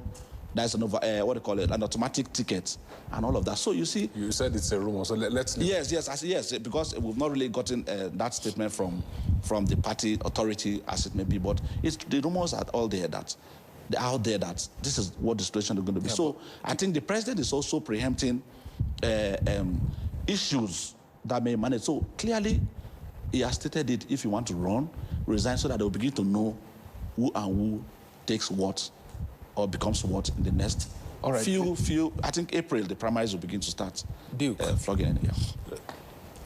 Talking about political maturity now. Yes. This is the 27th year of the 4th Republic, right? Yes. Well, it's almost 27 years since the return of democracy. Some people call it civil rule, but democracy. And this is the 4th Republic. So it's not as if Nigeria has never experienced democracy before, which calls to question the issue of political maturity. Now, I'll give you an instance. Political office holders, let's say a minister, for instance, less than 2 years into his tenure as minister, he's already showing signs of what he wants to do next. He's not really buckling down to do the job for which he was appointed by the president, or maybe a commissioner. He's doing the same thing. And he's saying, I want to be the next governor, I want to be the next, I want to be a senator. And he's paying more attention, or she's paying more attention to that aspiration rather than the job at hand. How do you see that? Because I always advocate something, that there must be a difference. We must draw a line between politics and governance. Yeah. Unfortunately, in our country, that is not the case. Now, let me tell you something. After elections have been won, formation of government is another process. Once you make the first list of ministerial appointments in the cabinet, mostly at the federal level, at state level even, at a local government level even, it's assumed that that's the first 11 of the president. It's assumed that that's the favorite of the president. So in return, those persons feel above every other laws. They feel that they are the representative of the president's wish. So therefore, like rightly said, they begin to plan again, immediately, their next step of political achievement. So in the line of looking at, well, once somebody is empowered, let me use for an instance of the deputy speaker. But once he was made deputy speaker, even people started insinuating that he's the next governor of Abia State. Whereas he has a statutory office now to perform ab initio. But once they appoint you as a minister, if you've not tasted any higher observed position, people and even you, politicians, begin to feel that this is the right time for them to aspire for, forgetting that there are people, players, stakeholders in the state. In fact, the structure makes it that once you are appointed at the federal level, you become a leader, even if you've not participated politically very well, absolutely very well in the state. You become a say, a voice. You become somebody that can subdue the opinions and the smooth running of political parties, political system in your state. So this is where we are. The differences between you've come to serve in a political terrain, differentiating it from your ambition. Are you capable? Are you fixed enough that you've been a minister in a regime does not give you the locus or the qualification that you can now run for governorship? So these are the stimulation. And when once these things are interwoven, we may not get the good process we are desiring. The result of that is why that is why I started by congratulating the president, because I know for sure there are so many gladiators within his cabinet that have the intent to run, but they are waiting for a nod. So I think, to me, the first instance, he has made a bold step to clear the minds of everybody. Yes, so if you're resigning now, you're doing that and you're at your own risk. At your own risk. All right, so, you know, this actually could enhance or would enhance public confidence, you know, ensuring that there's a level playing field during elective election process, because some people have... It also depends on how you're looking at it. No, because it depends on how you're looking at it. But some people also believe that when you are in government, when you are an appointee of government, you use resources of the government to run elections, and that puts the other person who's running against you at a disadvantage. It's not only the resources, the body language. That's what I'm saying. It's not, if you say resources means, of course, that one is okay. Ministers, appointees of MDAs and all of that, they've saved money. The ones that are intending to run election. Within this period, what they've done, they've saved their resources, gained from the essence of service. No. What Nkoli is saying is different from what you're saying. Nkoli is talking about the fact that people use not just the paraphernalia of office to campaign for that elective position they are seeking. They also use government funds. That is what I'm still going to say. I'm just saying the same thing. So I'm also saying that not necessarily the fund, that you have the position, in our situation, that you have the position as boss of what they call parastatal or a minister. Ordinary makes people believe that you will influence. Yes, you are close to the president who appointed you. Which is different. That one is purely governance. You must come and politic. You must come and show the people your capability, your ability to become that which you want to become. You don't serve in the Senate, and because you've served in the Senate, and maybe you were made head of committee, chairman on something, and it makes you close to the president, you are now back to say that qualifies you to run, denying other persons the value they want to add into governance. So I agree with you. We must clear governance and politics so that even though they have a relationship, because your political antecedents, what you've done while you served, would have also given, like people also gain these appointments. An instance of the Minister of Works, David Mai, he was given ministerial appointment as for works because of his antecedents as a governor. His best areas of improvement was infrastructure. So the president felt that being a member of his political party, he could replicate that which he has done in the state, in the country. So they have a relationship, but they must be separated from each other. Okay, but, enforcement, how enforceable is this? Is a directive from the president? But like you said earlier, it's constitutional. Yes. But we know that many people do not do that, do not obey that part of the Constitution. So the question is really, given, or should I say, Nigeria's history of policy pronouncements without implementation, how enforceable is this? Gone are those days. People are beginning to pick the simplest thing you overlook in politics. So sometimes when you go to court, they said the technicalities of the matters. These are the issues. So people are beginning to calculate. People are beginning to be involved. So gone are the days you want to... We are praying for a very effective and efficient, judiciary that will really help us extract better politics. Because that is where the interpretation of everything ends. So if, for instance, the president had also said they should resign, and anybody plays to gallery and takes up power. We've seen that in the last election. People even put in pseudo persons, go and placeholders, go and buy form, hold it for me, I'm coming. And once they fail in one instance, they get back to that instance, and there were lots of rancor. But the judiciary didn't help in those matters. So why I'm saying that is that people are very agile now.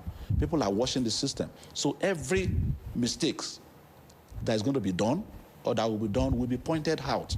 But all the buck stops at the judiciary. How would they interpret these laws? It's one fundamental problem we are having. I don't want to say they are biased, because sometimes if it does not favor you, they are biased. If it favors you, it's a good process. So we must begin to think of doing the right thing. This, the president has said to me, is the right steps in the right direction.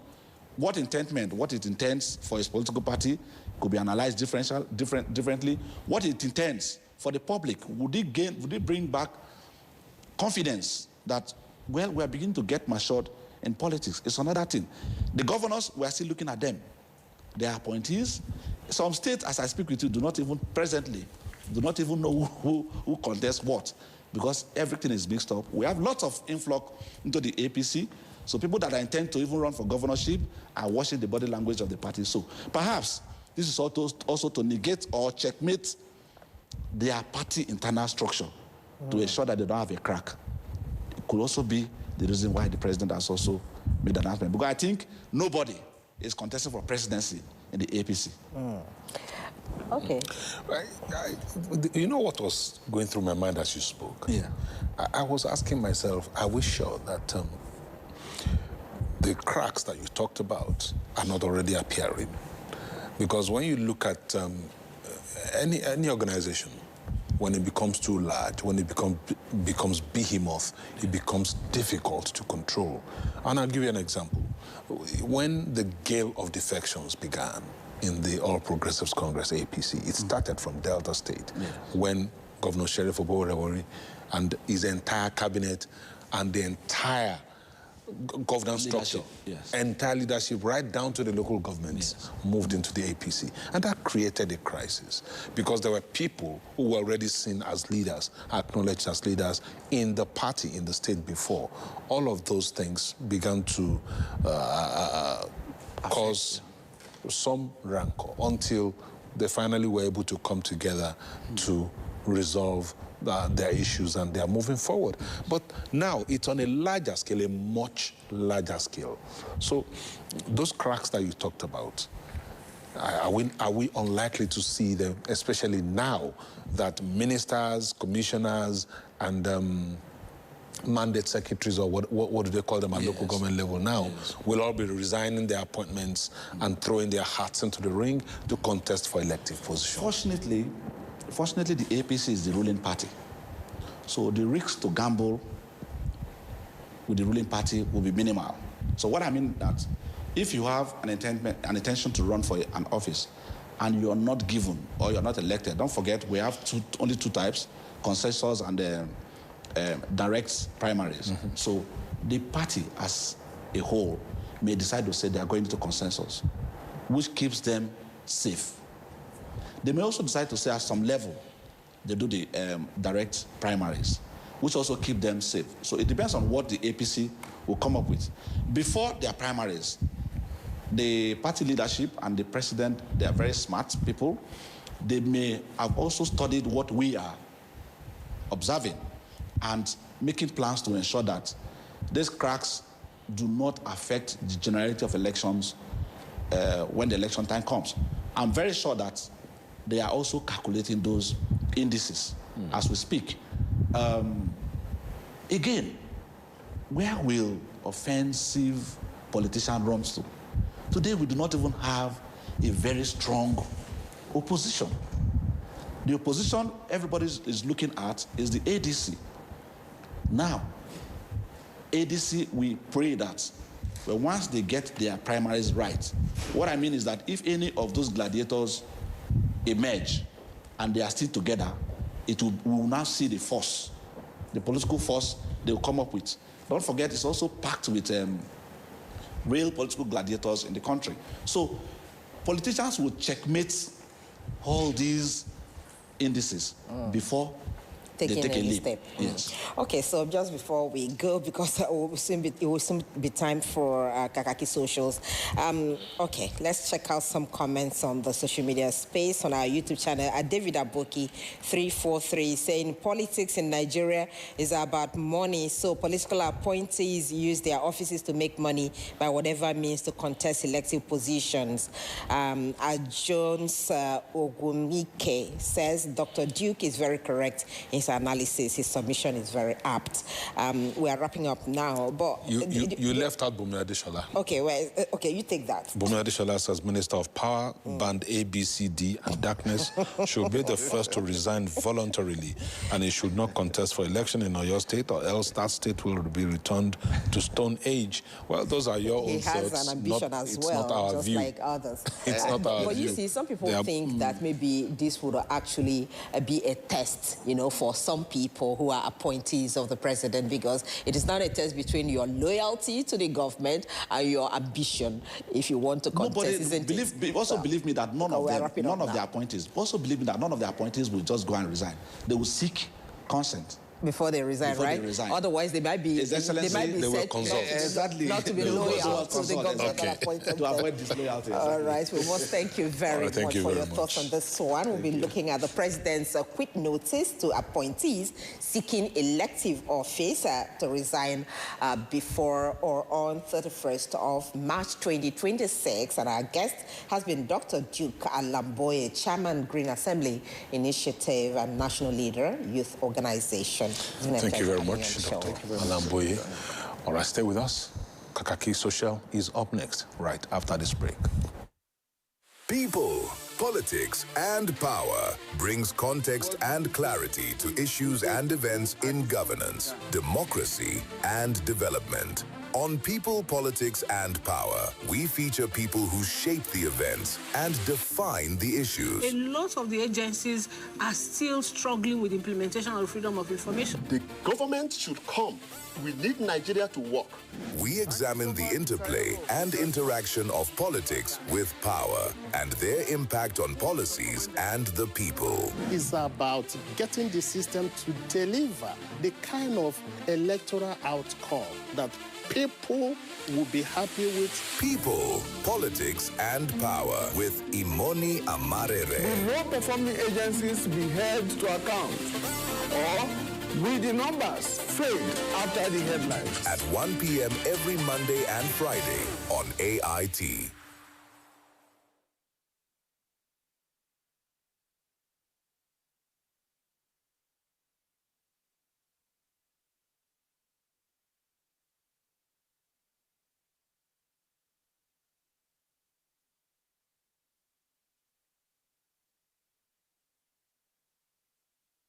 Hello, everyone. Excellent morning to you. This is Kakaaki Social. I am Onoshorena Obozege. Welcome to a new week.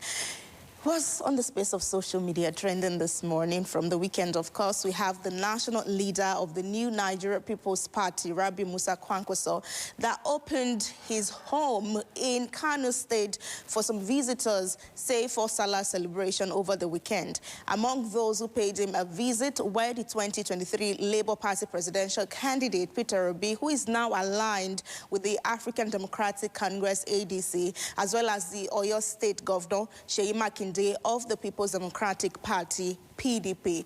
Also in attendance was former Bayelsa State Governor, Senator Seriki Dixon, call him now the founder and the national leader of NDC, that's Nigeria Democratic Congress. And sharing moments from the visit on his verified X account after the visit, Kwankwaso described it as simply as a joyful Salah celebration, one marked by unity, warmth, and shared conversations. Obi had the chance to speak to members of the Kwankwasia movement during the visit.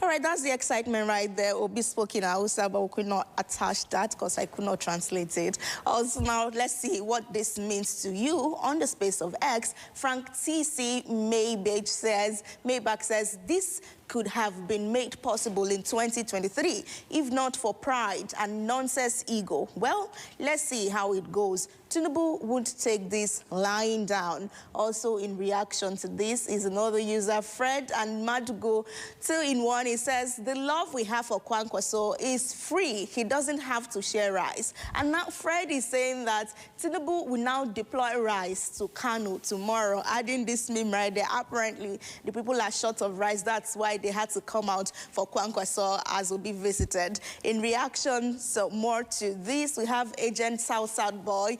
He says same people in the crowd will still gather when Bola Ahmed Tinubu enters Kano for campaign. Just share 500 naira and my people go forget their future. Another thought too, Adetutu says, I'm curious. Let's assume there is a real alliance between Peter Obi and Kwankwaso. Who will be the president and who will be the vice? One of the problems that we had last election year. And Idowu says what he should have done in 2023. Too late now, Sha. Make everybody go find tactics where go work in 2031. For this user, Idowu, 2027 is a no-go area.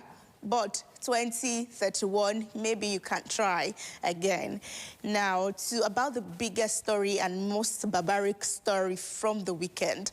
The Niger State Delta State Police Command has in total for now arrested 15 suspects in connection with the sexual molestation of females during the recent Aluadu Festival in Ozoro, Delta State that was sore to the eyes. Also, in a post on X, wife of Nigeria's President, Senator Oluremi Tinubu, has reacted to this incident. While she's asking the police to ensure all perpetrators are arrested and relevant authorities make them face the full weight of the law, she's also asking the victims to seek both medical and psychological help. The state police Commissioner Aino Adeshola shared update with journalists in Delta State, and he's giving an account into how the security were not invited into this because concerned authorities who should have been aware were not even aware of it. No cultural practice, tradition, or social activity supersedes the right of our citizens. Ordinarily, they did not come to the police. We will have provided police to provide security for them. They did not tell the king. They did not tell the school authority where they know that it's a university town. It's very, very appalling. With the aim of identifying and apprehending further suspects, this effort yielded the arrest of 11 additional individuals. I wish to assure the good people of Delta State that the Nigerian police force remains fully committed to ensuring that every person implicated in these reprehensible acts is identified, arrested, and prosecuted to the fullest of extent of the law. All right, let's see what Mrs. Tinubu put out there as a post reacting to this. She says, a statement, of course, I watched the horrific viral footage emerging from Ozoro Isoko North local government area of Delta State, showing girls physically and sexually assaulted, subjected to degrading and barbaric treatment during what was supposed to be a community festival. Whilst I hold deep respect for the diverse, rich cultures and traditions that make us who we are as a people, I believe that no such tradition or custom grants any man the right to violate the dignity or freedom of any woman or girl. I commend the Nigeria Police Force for the arrests already made and urge all relevant authorities to ensure that all perpetrators face the full weight of the law. To the victims of this unfortunate incident, I urge you to seek the relevant medical and psychological help. I pray for your healing, peace and strength at this difficult time. This is what Senator Oluremi Tinubu is saying right there. Now, under our comment section, we have to look back, who's saying, I have been watching out for your tweets, ma. As an indigene of Delta and the First Lady of the nation, your voice is a huge support for justice for the victims. Also, in our comment section, we have Tizin, who says, we are happy you are saying this, but the government should be providing the necessary help the victims need, rather than urging them to go seek it themselves. Also, justice should start from arresting every elder or traditional rulers of that particular community. Two more thoughts from this. Tunde Salami says it's strange that people pretend not to know these extreme festivals still happen in parts of Western and Eastern Nigeria. Some of them literally forbid women from going outside, and those who do are harassed or beaten. Community leaders know, kings are aware, the government knows, and sometimes public holidays are even declared for these events. It's unsettling that in 2026, women's freedom can still be restricted in the name of tradition. Now that this is making the news, I'm sure that conversations, really deep conversations, will be had around this to see that this never again happens. But we'll move away from that while we expect the police and security agencies to do their job and provide us with investigation report. We have Nigeria's Minister of Works, Dave Umahi, that is set to take legal action against businesswoman Tracy Ohiri for a renewed dispute that has played out publicly in recent weeks. The disagreement started from allegations by the businesswoman who claimed that the minister owed her about 250 million naira for promotional and printing services linked to his 2015 governorship campaign in Ebonyi State. She also accused him of sexual harassment. However, in a twist, we had the lady later release a video apologizing and withdrawing the allegations, as she stated that she had reviewed the situation with her family and advisors.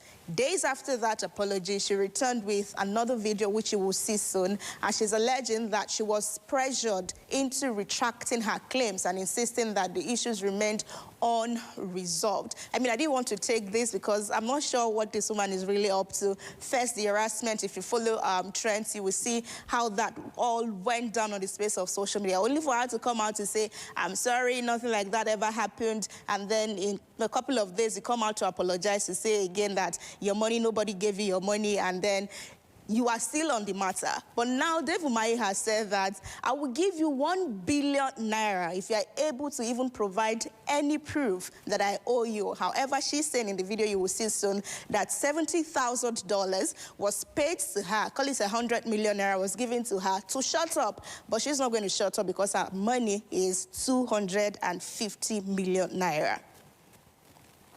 Masha, where is my money?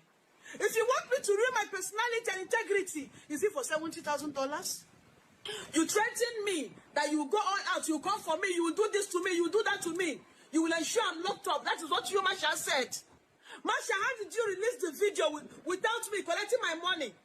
I gave you my videos in confidence. You said I should trust you and release my video to you. I gave you my video. You told me that I will receive my payment before you release the video. Masha, where is my money? Where is my payment? You cannot be making, you cannot use me. You cannot use me, Masha. You have no integrity. You cannot use me. Out of the 305 million, look at how much they gave you. Masha collected without calling me. Masha collected all his own without calling me. Masha, give me my money. All right, the Masha that you continue to hear there is her lawyer, who she's claiming now advised her to go ahead with the apology. The apology video will be saved with him until the money is paid. However, she just got 100 million naira, and the lawyer went ahead to release her apology video without the full payment. Now, let's see what you make of this story and the development that have followed so far, because in response, Umahi has now directed his legal team to proceed to court, maintaining that if she's able to provide any evidence, they would give her 1 billion naira in return. And that's in a statement that has been shared on the space of social media by the Senior Special Assistant on Media to Umahi, Francis Waz. Let's take reactions to this story now. All right, Abia Star says Tracy Ohere already deleted her post and issued a public apology for these same claims last week, recanting a retraction just because our promised payment didn't arrive. Looks more like a settlement negotiation than a quest for justice. If the debt is real, the courts is the place for evidence, not TikTok. Also, in reaction to this, APOC says the woman did not fail. Her quack lawyer failed her. Before you hire a lawyer in Nigeria, be careful. The lawyer representing this woman is not a good person. By forcing the woman to retract her statement about David Umahi, he encouraged her to do things she was not supposed to do. It is evident that certain activists and their lawyers in Nigeria are collaborating with politicians to deceive Nigerians. In a working country, Barrister Marshall will go to jail. And then we have another thought to this one. Elvis is saying that this woman deserves to be sued. She already took 100 million naira and didn't have any shred of evidence of the debt. Instead of staying low, she decided to return to the same spot where she committed the crime to collect more. And now Emeka Dike is now asking, he says, can you give out 100 million naira if you owe nothing? Short, but a big question right there. All right. We also have Nollywood actor Olariwaju Omiyinka, popularly known as Baba Ijesha, is back in the public conversation. This time, he's insisting that he's not a rapist nor a pedophile. In a weekend interview, the actor claimed that he was set up and wrongly labeled, sharing his side of the story for the first time since leaving prison last year. Now, if you missed the story, in January 2022, a Lagos State High Court found him guilty of sexual assault and indecent treatment of a minor. She was 14 years at the time, and she was under the care of comedian Princess. He was sentenced to 5 years imprisonment with an additional 3 years on another count. Though both sentences were ordered to run concurrently, that means that he served a maximum of 5 years. Now, on appeal, parts of the earlier allegations were dismissed, but the court upheld his conviction for the 2021 incident, affirming that he sexually assaulted the minor. Now, after exhausting his legal options, including going up to the Supreme Court, the conviction remained intact, and he was eventually released in November 2025 after serving his sentence. Now, he's not sharing his truth, and he insists that he is innocent. Let's see. She married to Olufelo, she master in UK, mo dey ra ticket, mo ṣe visa, everything. Mo dey lọ, she set up plan work, new thing níbi tó ń lọ. I am not a pedophile, I am not a rapist, and I will never be. Mo lẹ́lẹ́rìí tó bá jẹ́ bẹ́ẹ̀ náà lórí fàyín lọ́lọ́run lọ́wọ́. Nítorí pé orí net ti di platform issue. Ìrìn àjò mi, ẹ̀wọ̀n tí mo lọ. Ọ̀gá ògo fẹ́, ọ̀tá ògo fẹ́ pa mí ní now. Gbogbo ohun tí mo ní ni wọ́n ti gbà. Ó kàn wọ́n lọ́rùn ló mú mi bọ̀. Ọpẹ́ ni fún ẹ, ọ̀gá ògo. Well, that's his victory song right there. Enemy of stars wanted to take him out, but God chose him out. Let's now see his reaction. And I hope that you saw the video that I was showing you from the CCTV coverage at the time. But he's saying that even that is a setup, that he did not do it. I mean, CCTVs are becoming, I don't know. Active Priska says, we need to really get to the root of this matter, man. How come he was convicted by the law, sentenced, served, and was released? And he's claiming he's innocent still. Isn't that a crime? On the other hand, if he wasn't legally sentenced and Iyabo Ojo used her powers, that's bad. Iyabo Ojo mentioned there she was one of the loudest voices while that happened, that justice had to be served. That's what she's doing there. In another reaction to this, Obiasogo David says, for those who are not aware, this was caught on CCTV molesting or sexually assaulting a minor, 14-year-old girl who was sent to a 5-year prison after being found guilty on 4-count charges. He returned from prison and began to jump on podcasts to whitewash himself in preparation to return to his job, asking why most producers will not give him a role with his scandal and brands will hardly associate with him. Another user also commenting on this, Jolade says, you don't believe Princess, that's the caretaker or the guardian of the 14-year-old. You don't believe the little girl. You don't believe the CCTV. You don't believe the videos of him apologizing after being caught. You don't believe the judge. You believe what he said on the podcast. All right, that's what you make of that story. Now let's go over to more stories, which will be that the federal government is considering introducing a learner identification number, LIN, not NIN, LIN, and this one will be for school children starting from the primary level as part of efforts to strengthen education, tracking, and accountability. What this initiative would do would be to assign each pupil a unique lifelong identification number, allowing authorities to monitor their academic progress from entry through different stages of education. Officials are saying that the system is designed to improve data management, reduce record loss, and ensure seamless tracking of students even when they transfer schools. The move is also expected to enhance transparency in assessment and support long-term reforms in Nigeria's education system. Now, what do you make of this? Is this good, or is this from the other side as well? Let's go to the comment section and see what you make of this consideration.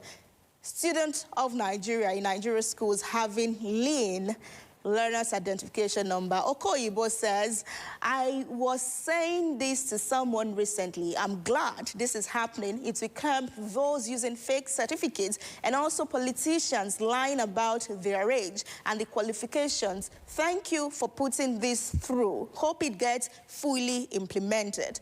Another reaction to this is coming from Oluwakemi. It says, another day, another flashy policy. Now the federal government wants to introduce learner identification number, LIN, for every child from primary school so they can track academic progress. My brother, before you start assigning tracking numbers, how about you first fix the basics, more conducive classrooms, enough qualified teachers, a curriculum that actually prepares children for the future, desk, toilets, libraries, improve the quality of education first. When the system actually works, then we can talk about fancy tracking numbers. This one, now pure distraction. Another user also in reaction to this live quote says, why not just use NIN?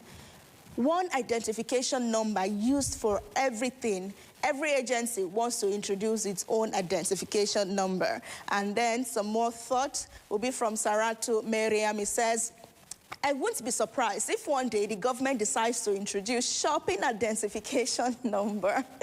So Nigerians can use to purchase goods in the market for easy tracking of citizens' purchasing power.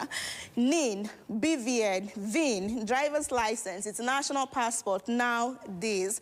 Well, let's go over some more. We're just going to have some more stories and reactions to this. We have reactions trailing the United States deployment of their troops and about 200 men, multiple MQ-9 Reaper drones, and about 200 troops to Nigeria to support ongoing counter-terrorism operations in the northern region of Nigeria. Now, according to the Nigerian Army, the U.S. forces are operating from the Bauchi airfield in the northeast. It says also that the mission is strictly focused on intelligence gathering and advisory support, with no U.S. personnel embedded in frontline units and no drone airstrikes being conducted. The Nigerian Army adds that the support is built on the newly established U.S.-Nigeria Intelligence Fusion Cell, which is already providing actionable intelligence to field commanders. It's a strictly non-combat role. It's just simply to support operations led by Nigerian authorities. Now, just to mention that the MQ-9 drones, also known as Reaper drones, are capable of operating at high altitude for more than 27 hours, and they can also perform both surveillance and strike missions. This story came from the weekend and is trending on the space of social media. Let's see what you make of this. Crossing over to the comment section. Unpopular opinion says, we keep hearing this, yet insurgency keep rising. Funny thing is that these bandits are not even hiding. Yesterday, they were in the open with their wives and kids celebrating the end of Ramadan. Another thought to this one, Oracle says, anytime foreign troops start appearing in the name of training, Nigerians should pay attention. Security assistance can quietly turn into influence. Nigeria's security problems shouldn't become an excuse for external control. Kashimi says David Hundain and his people said U.S. are here to take our oil, that they should go back. I want to state categorically that I stand with David and his squad of geniuses. The U.S. should go. We don't need them, but they should take me and my family as they are leaving. And finally this morning, Abia says this isn't a takeover. Major General Samaila Ubad, Defense Headquarters, confirmed that the U.S. remains in a strictly non-combat role. Nigerian forces retain full command authority and lead all missions. The 200 U.S. troops are technical advisors at Bauchi Airfield, not frontline combatants. Those are one of the persons who understand their mission right there, may have read up on the development, but I mean, the trust deficit is there and just dominant. Everyone, thanks a bunch for being a part of Kakaaki Social this morning. I'm Rena OBO everywhere on social media, and we are AIT_online. I'll see you again tomorrow. Please stay with us. The program has not ended. It continues just after the break. Power brings context and clarity to issues and events in governance, democracy, and development. On People, Politics, and Power, we feature people who shape the events and define the issues. A lot of the agencies are still struggling with implementation of freedom of information. The government should come. We need Nigeria to work. We examine the interplay and interaction of politics with power and their impact on policies and the people. It's about getting the system to deliver the kind of electoral outcome that people will be happy with. People, Politics, and Power with Imoni Amarere. The low-performing agencies be held to account, or will the numbers fade after the headlines? At 1 p.m. every Monday and Friday on AIT.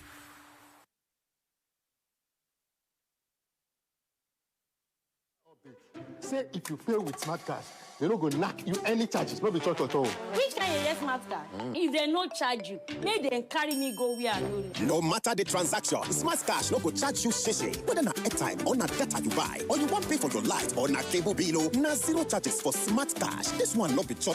Work is day.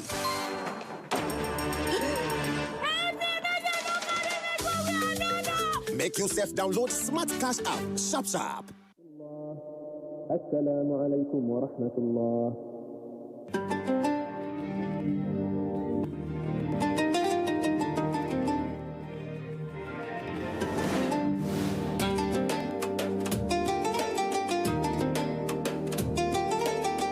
Wherever life takes you, home is who you share iftar with. Ramadan Mubarak from Terra. For years, OPay has protected how the people pay. Every day, we move money to keep life going. Through our daily hustle of trying to make ends meet.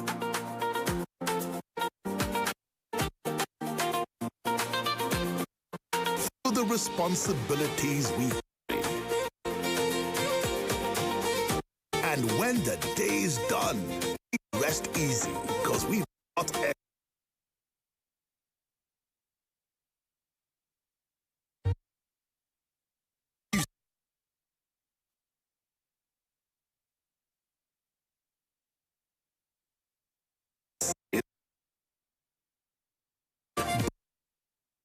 Naira.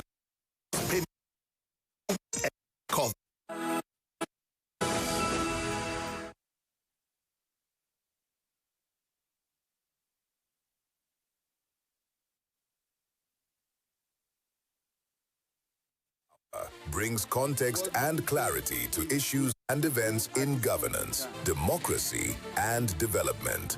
On People, Politics, and Power, we feature people who shape the events and define the issues. A lot of the agencies are still struggling with implementation of freedom of information. The government should come. We need Nigeria to work.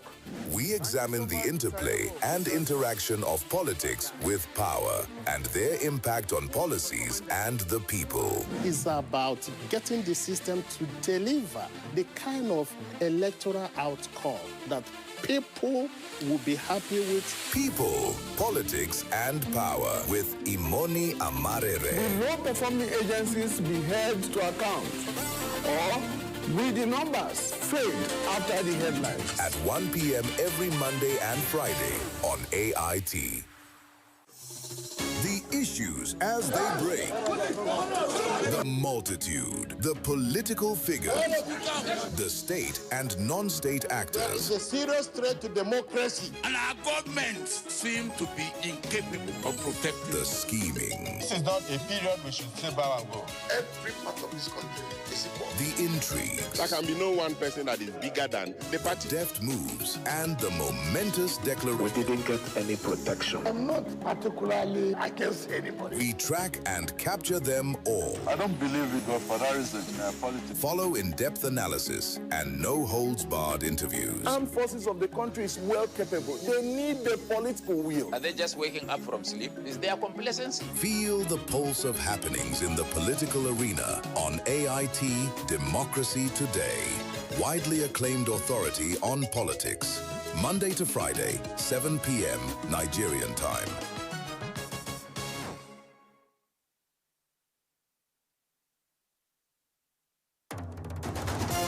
Focus Nigeria. It's a huge task, but we take it on. Ask him where is the law. National Assembly is not doing hearing on insecurity in Nigeria. It is America that is doing hearing on insecurity in Nigeria. Monday to Friday on Focus Nigeria, we identify the nagging issues. So people put people in poverty deliberately, deliberate misplacement of priorities, and brought people on their knees to suffer. We seek answers to the tough challenges. And because of For this the former president, yes. what I know is that he has not turned his membership card. He has not been attending your meeting. Leave that to us to deal. There's no shying away from the The issues. system is held accountable. The leaders are accountable for the funds, for the resources that they manage. No sitting on the fence. The same thing that made you live where you are may confront you. Focus Nigeria, 10 a.m., Monday to Friday on AIT.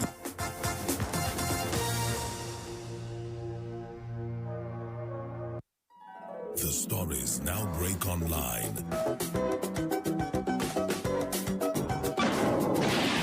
Don't miss anything from our real-time updates and exclusive content, follow and participate in discussions on live TV studio programs to shape the narratives. Subscribe, engage, and share from AIT.live at AIT_online on X, AIT Online on Facebook, official AIT Live on Instagram, TikTok, and Threads on YouTube. Stay connected with AIT. On air, online, on live.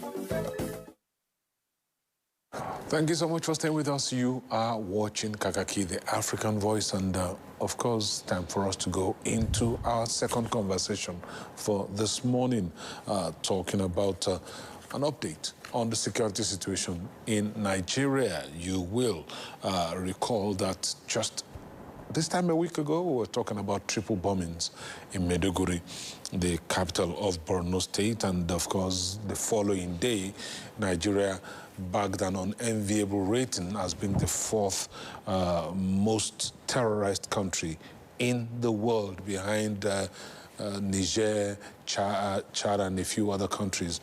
Now, we've woken up to news that we have more boots on ground from the U.S., and of course the MQ-9, or is that the MQ-9? Yes, the Reaper drones. They are here now, operating out of Bauchi. In spite of all of this, only last night we heard news again from Kwara that worshippers who went to church for a service on Sunday morning were abducted by gunmen. Now, so much is going on in the country concerning insecurity, and we want to just try to make some sense of it now. We have Dr. David Okoro joining us. He is the Chief Security Strategist of the International Institute for Security and Governance Studies. He's here this morning to help us make sense of what is happening. Thank you very much, and welcome to the program. Kunle has captured it all. My question to you would be, what's really going on? Well, okay, so we need to first position them properly. We talked about the report, the report on terrorism index, global terrorism index. You've spoken about the Reaper drones, and then the Kwara abduction. So maybe we should start from the report by the global terrorism index that says that Nigeria right now has been determined to be the fourth most terrorized nation on earth. And I know that there are some people that have tried to say, no, it is not so. But I think that we just need to step back and what are they really talking about? The organization that brought this report, the Economic and Peace, the Institute for Economic and Peace, is based in Sydney, Australia. And so what they do is they have a tracker that globally look at terrorism attacks, they look at abductions, they look at people that are injured and all that. And then from time to time, they analyze this. So they analyzed year by year. Last year, in 2024, we were about the sixth most terrorized nation on earth. This year, we have grown to become the fourth most terrorized, which means that we have not done too well. And the data, the information is there. Over the period of that was assessed, there were 171 attacks, terrorist attack around Nigeria, and about 750 people were killed. These figures are there for everybody to see. So it's not a PDP, APC thing. These are people in Australia just doing their work. Now, what that means is that while terrorism was going down globally, terrorist attack and terrorist activities were going down, in West Africa, and particularly in Nigeria, the figures were going up. So why was that, really? Because that's the question to ask. We've had a lot of, pronouncement by the president, a lot of security meetings with security chiefs, even changing architecture, like you have all suggested in the past. We've also seen a new IGP, this actually talking about disbanding, some of these, tactical squads. Probably to him, there needs to be a restructuring because there hasn't been enough result from their activities, even though they are trying their best. So why would insecurity be going down in other parts, terrorism in particular be going down in other parts of the country, and it's increasing in Nigeria despite all of the efforts? I think that largely the actions that are being taken are reactive, whether the action by the military, by the police and other agencies are reactive. So the question you should ask yourself is, what are the drivers of terrorism in Nigeria? What are the things that fuel terrorism? I mean, I would describe like you have a situation where a house is on fire, and there are trucks of fuel that are lined up to continue to ensure that the house is burning, to continue to pour fuel on that fire, to ensure that the house is burning. We have a situation in Nigeria where what we call the causative agents of terrorism are there. The drivers of terrorism are there. You are talking about radicalization, religious radicalization. And so in this report, one of the things that these guys came up with was to say that the activities of the security agencies, those who join the terrorist gangs, to complain about they join because of the way they have been treated by security agencies. Some others say, look, because we don't have an option, there is no jobs. There are no jobs, they have no job, there's no government presence, so we join. So there is a stream of recruits that are willing to join them. Because if you can cut off that stream of recruits, you can cut off two things, source of people to be recruited and source of funding. If you can cut off these two, you can be sure that gradually you reduce. You reduce, but these two elements are there. Nobody has stopped the source of funding for terrorism, and where government have tried, I don't know how well they have done that. And then two, the recruits are on ground.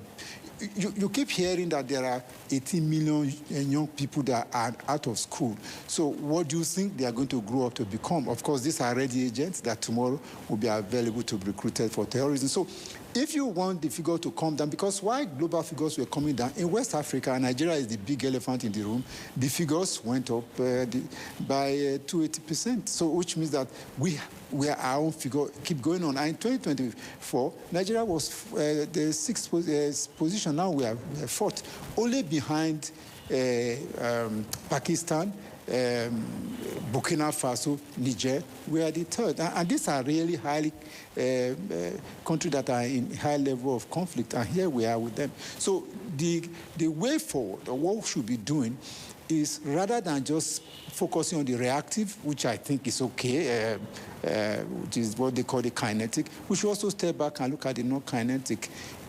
There is no governance in most of these places. If you go to Borno State and some of these other northern states, it's a large expanse of land, and you hardly find effective governance in place. So when there is no governance, criminals will take over, and that's what you see. When you say governance, let's break it down. What exactly are you talking about? Because we've talked about it here before. Yeah. Now, when the military does a clearance operation, especially for those areas that were taken over by the bandits, they stay for a while and then they move on. And a contingent of the police should be taking over that. You broke that down for us here. But when you say governance, what exactly are the things that we should be looking at? Because I want to just imagine that maybe we don't know. Well, look, people need to have a sense that they belong to the society. So when you talk about governance, governance should provide means of economic survival, or at least create that environment.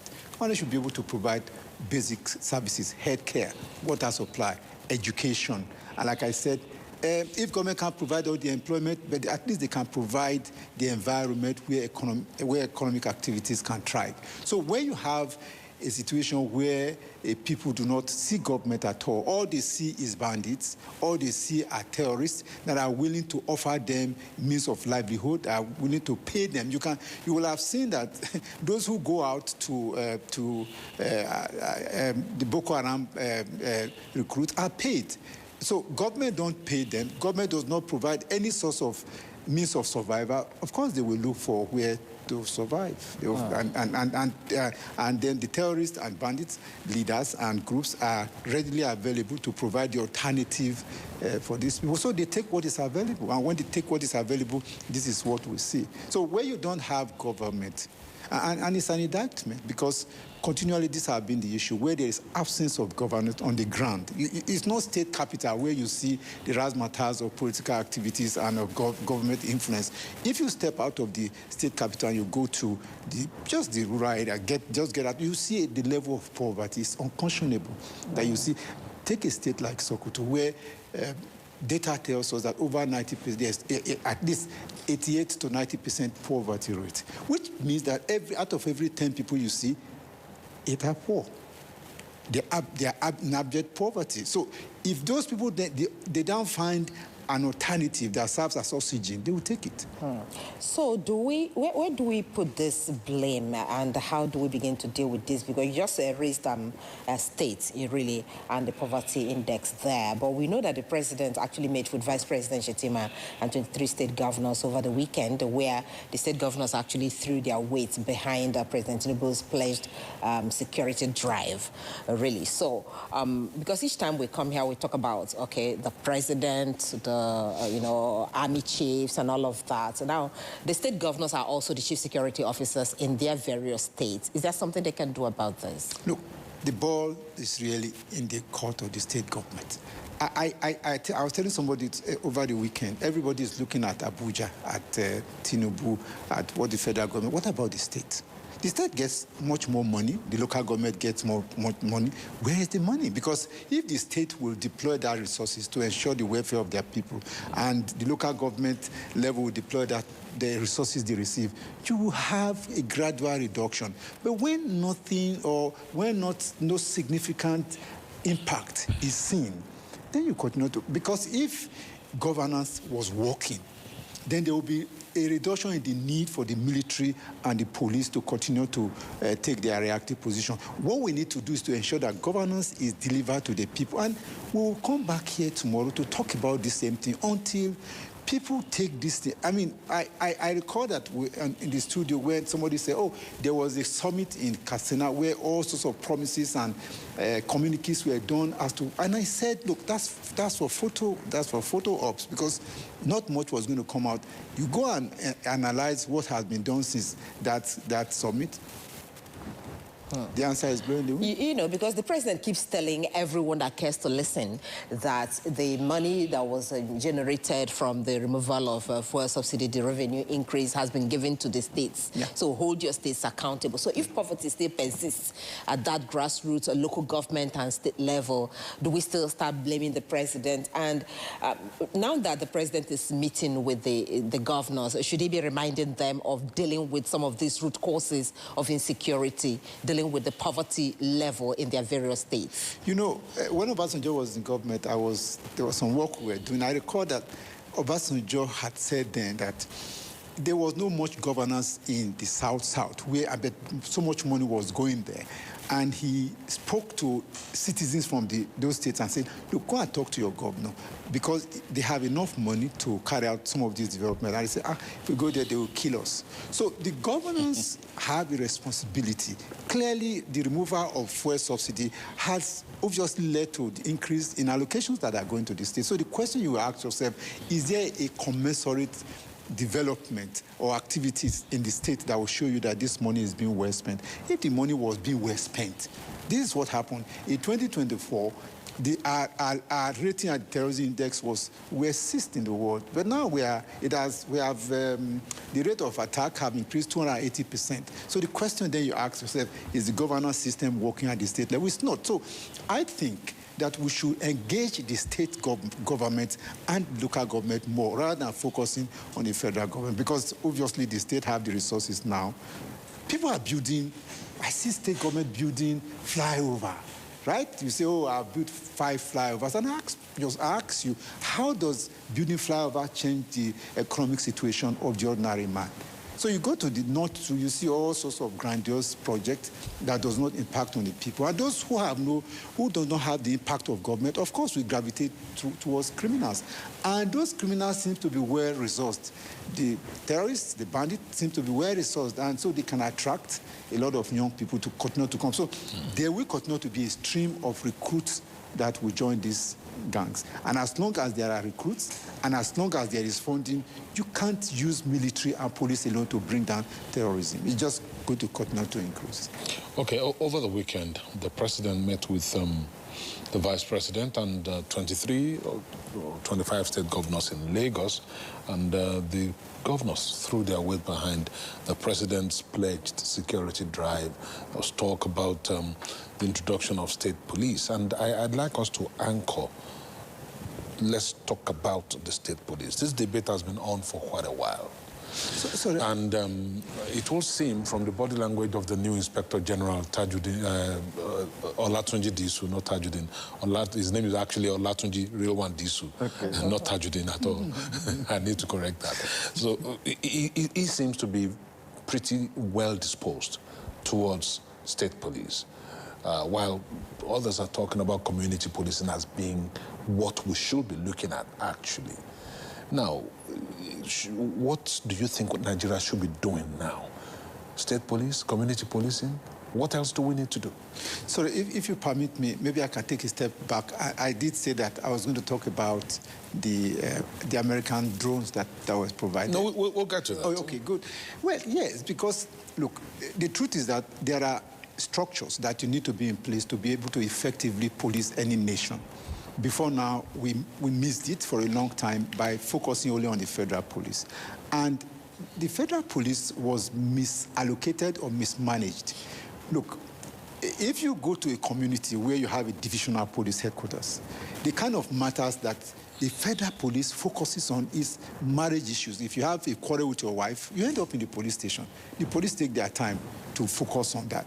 If you have a debt issue, you go to the police, a federal police. If you have a land issue, you go to the federal police. So they were involved in things that should not bother federal police. Those things should be handled at community security level, at community yes, if you like, you call it state police level. Those things should not concern federal police. So you find that the police for a long time was bogged down with things that are really not essential criminal issues that they should be focusing on. So if you then want to ensure that there is security, think about it. If every state have their own police, you will quadruple the number, because right now we have less than 400,000 policemen. So think about it. If every state have an average of 10,000 policemen, that means that you are going to be adding so much to the policing power. So every state, every local government, every community, every ward, we have a policing presence. So you have police at different levels, federal police, you have state police, and you have community police.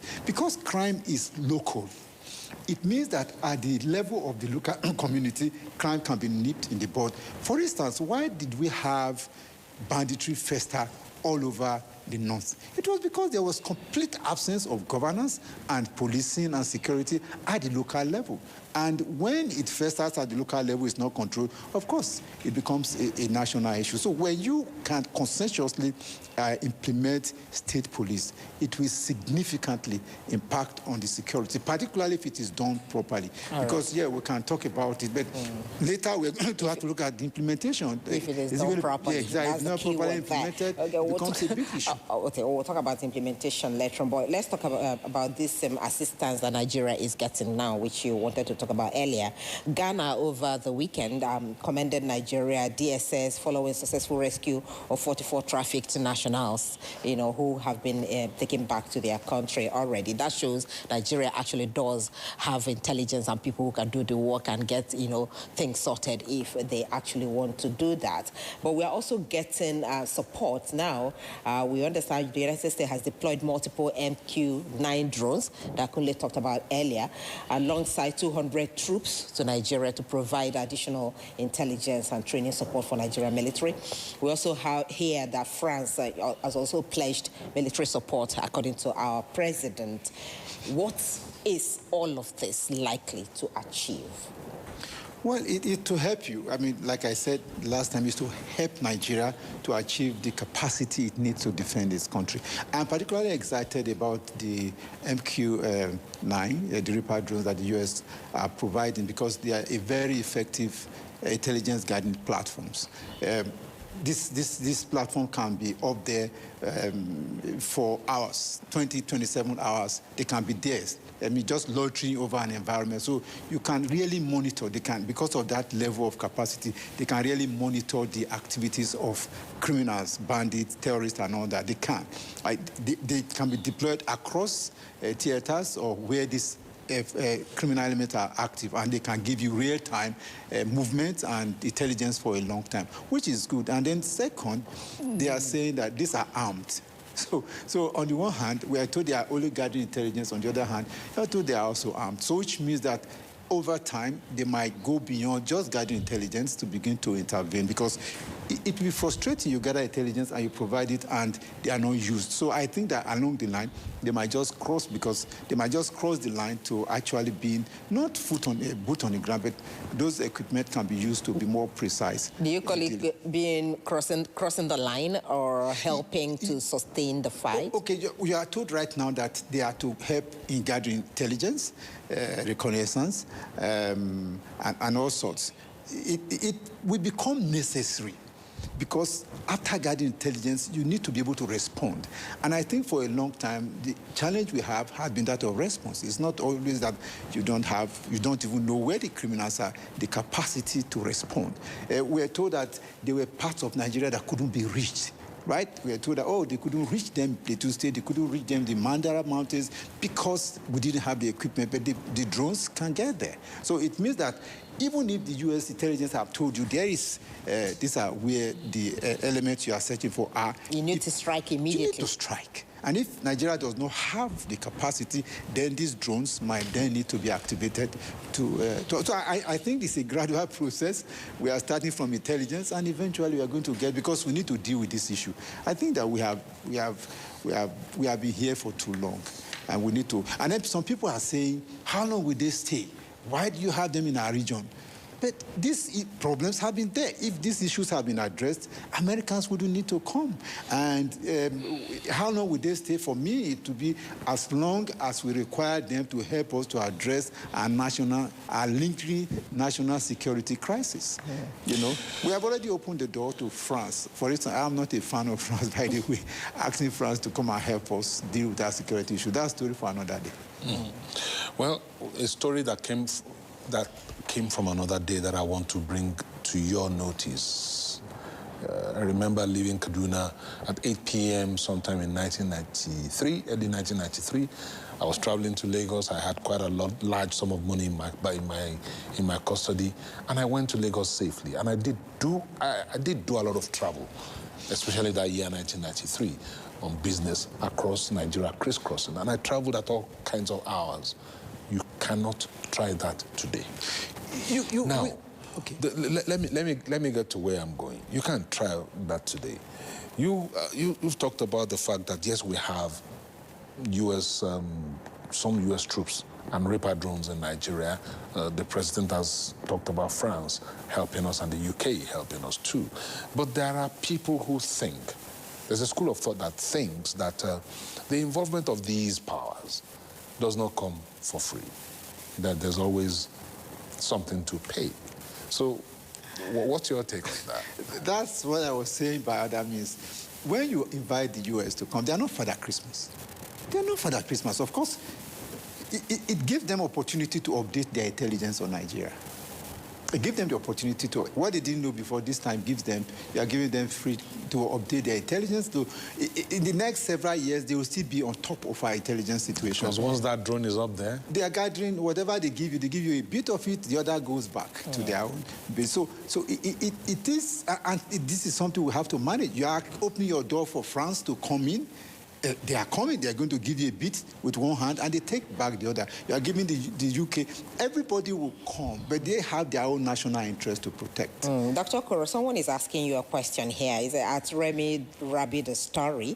He said, please categorically tell the world that Nigeria's terrorism is majorly influenced by religion, not poverty, because none of them have truly retired except death, despite all the resources they forcefully acquired.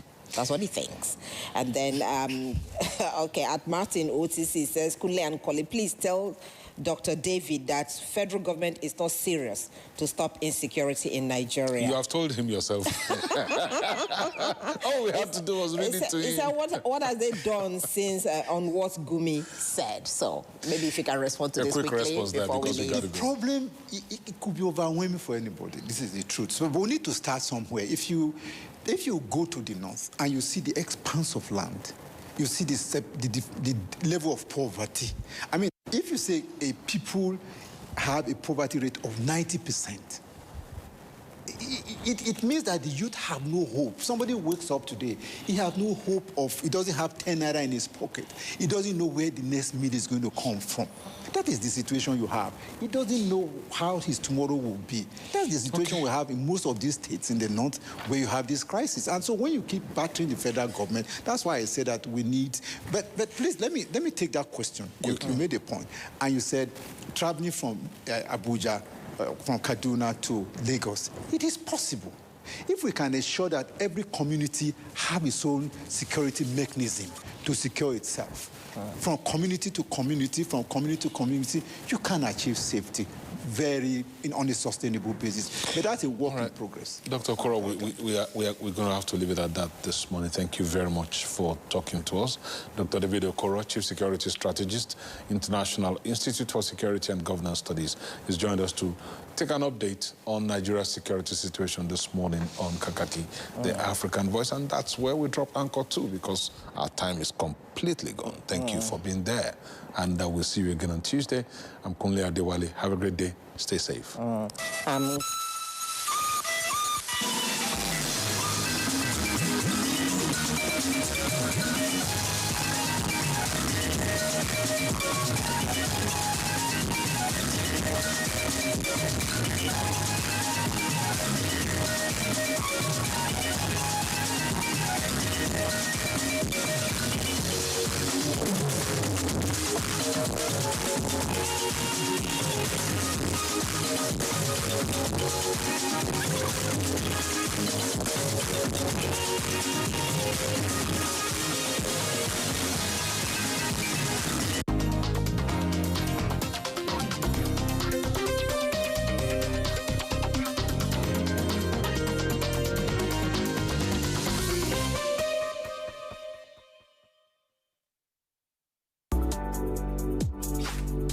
A very warm welcome to you. Thank you so much for joining us. This is Environment Today on Africa Independent Television. It's your program where we x-ray environmental and public health issues that confront you and I daily. My name is Nkoli Omodu, your regular host on the show. For most of our history, humans lived in harmony with nature. But we have shared in the balance, exploiting our planet for product and wealth. Creating a climate catastrophe, driving species to extinction, and polluting our land, sea, and air. We must go from harming our planet to healing it. We must protect what we have.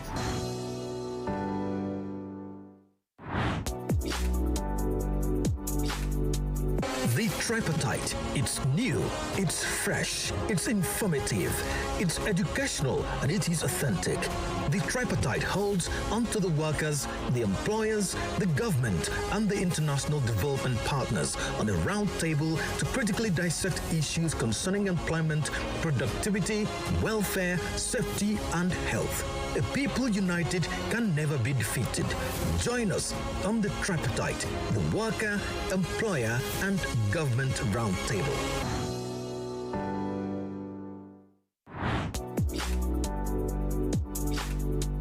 Security, more than just keeping lives and property safe. It's a major global challenge. Nigeria, no exception. The authorities say they are doing their best. Others say they are not. If you don't have competent people to run the systems, garbage in, garbage it out. A need to understand the issues. Bail is free. If any policeman is demanding for bail money from you, you need to demand for receipt. Let him give you receipt. This is where we come in. Security Scope on AIT, a weekly spotlight on the issues that matter, how they matter, and why they matter. Security is everybody's business, including yours. Have your say with your eyewitness report, comments, and observations.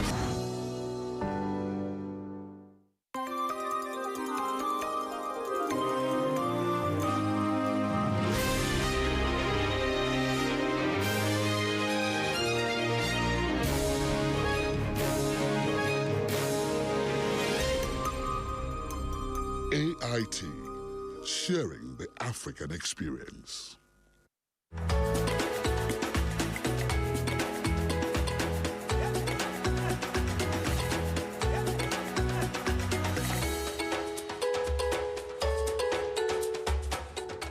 Hello and welcome to The Teacher. I am your host, Joe Dowda. On today's episode, permit us to skip the Teacher of the Week segment as we go straight to the short documentary to set the agenda for conversation as we focus on the vital pillar of national development, which is restoring the premium value of the teaching profession. Every profession has a prestigious career. In many societies, respect is closely tied to income because teachers are often underpaid. Their work is mistakenly seen as less valuable. Low salaries send a powerful message that shaping minds matters less than respect for teachers is not about praise alone. It is about fair pay, supportive policies, and recognizing teaching as a profession that shapes the future. Looking down on teachers is not just an insult to individuals. It is a failure to recognize our own dependence on education. Because, in the end, a society that undervalues its teachers is a society that undervalues its future.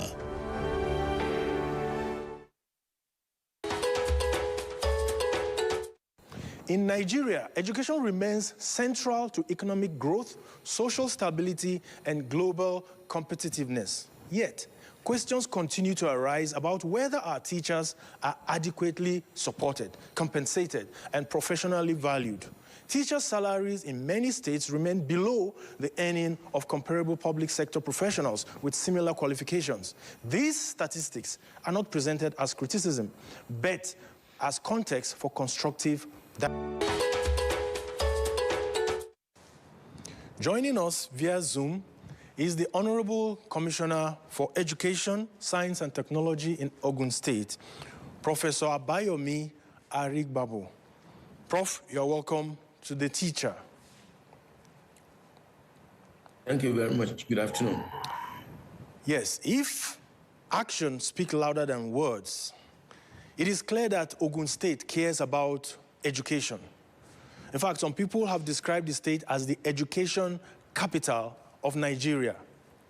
From your perspective, not just as a professor, but as the incumbent Commissioner of Education of Ogun State, how is the value of teachers reflected in current state policy?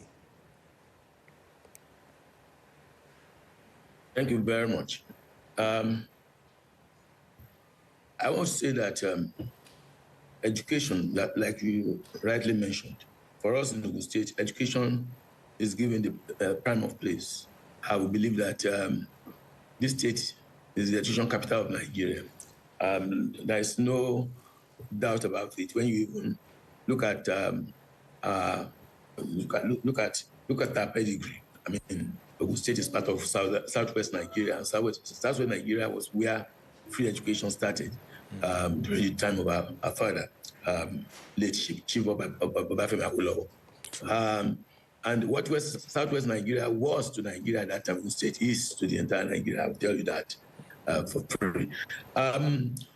This administration believes that education needs revitalization in the state, despite the fact that we say we are in the leadership position. But there is the need for us to, assess ourselves and review things. So we saw that there was need for us to revitalize education. We came up with what we call the Ogun State Education Revitalization Agenda, OCSERA for short. That Oxera has 6 pillars. Probably some maybe along the line I'll talk about it. But to quickly answer your question, the 6th pillar of Oxera, that is the Ogun State Education Revitalization Agenda. The 1st pillar looks at curriculum. The 2nd one is on school management. The 3rd one is on technology and innovation. The 4th one is on infrastructure. The 5th one is on revenue and funding. And the 6th one is on teachers and student welfare. That 6th pillar, that is where teachers' welfare is actually given priority. That is where we show that we value teachers, and that is where we demonstrate the priorities we give to teachers in this state. We believe that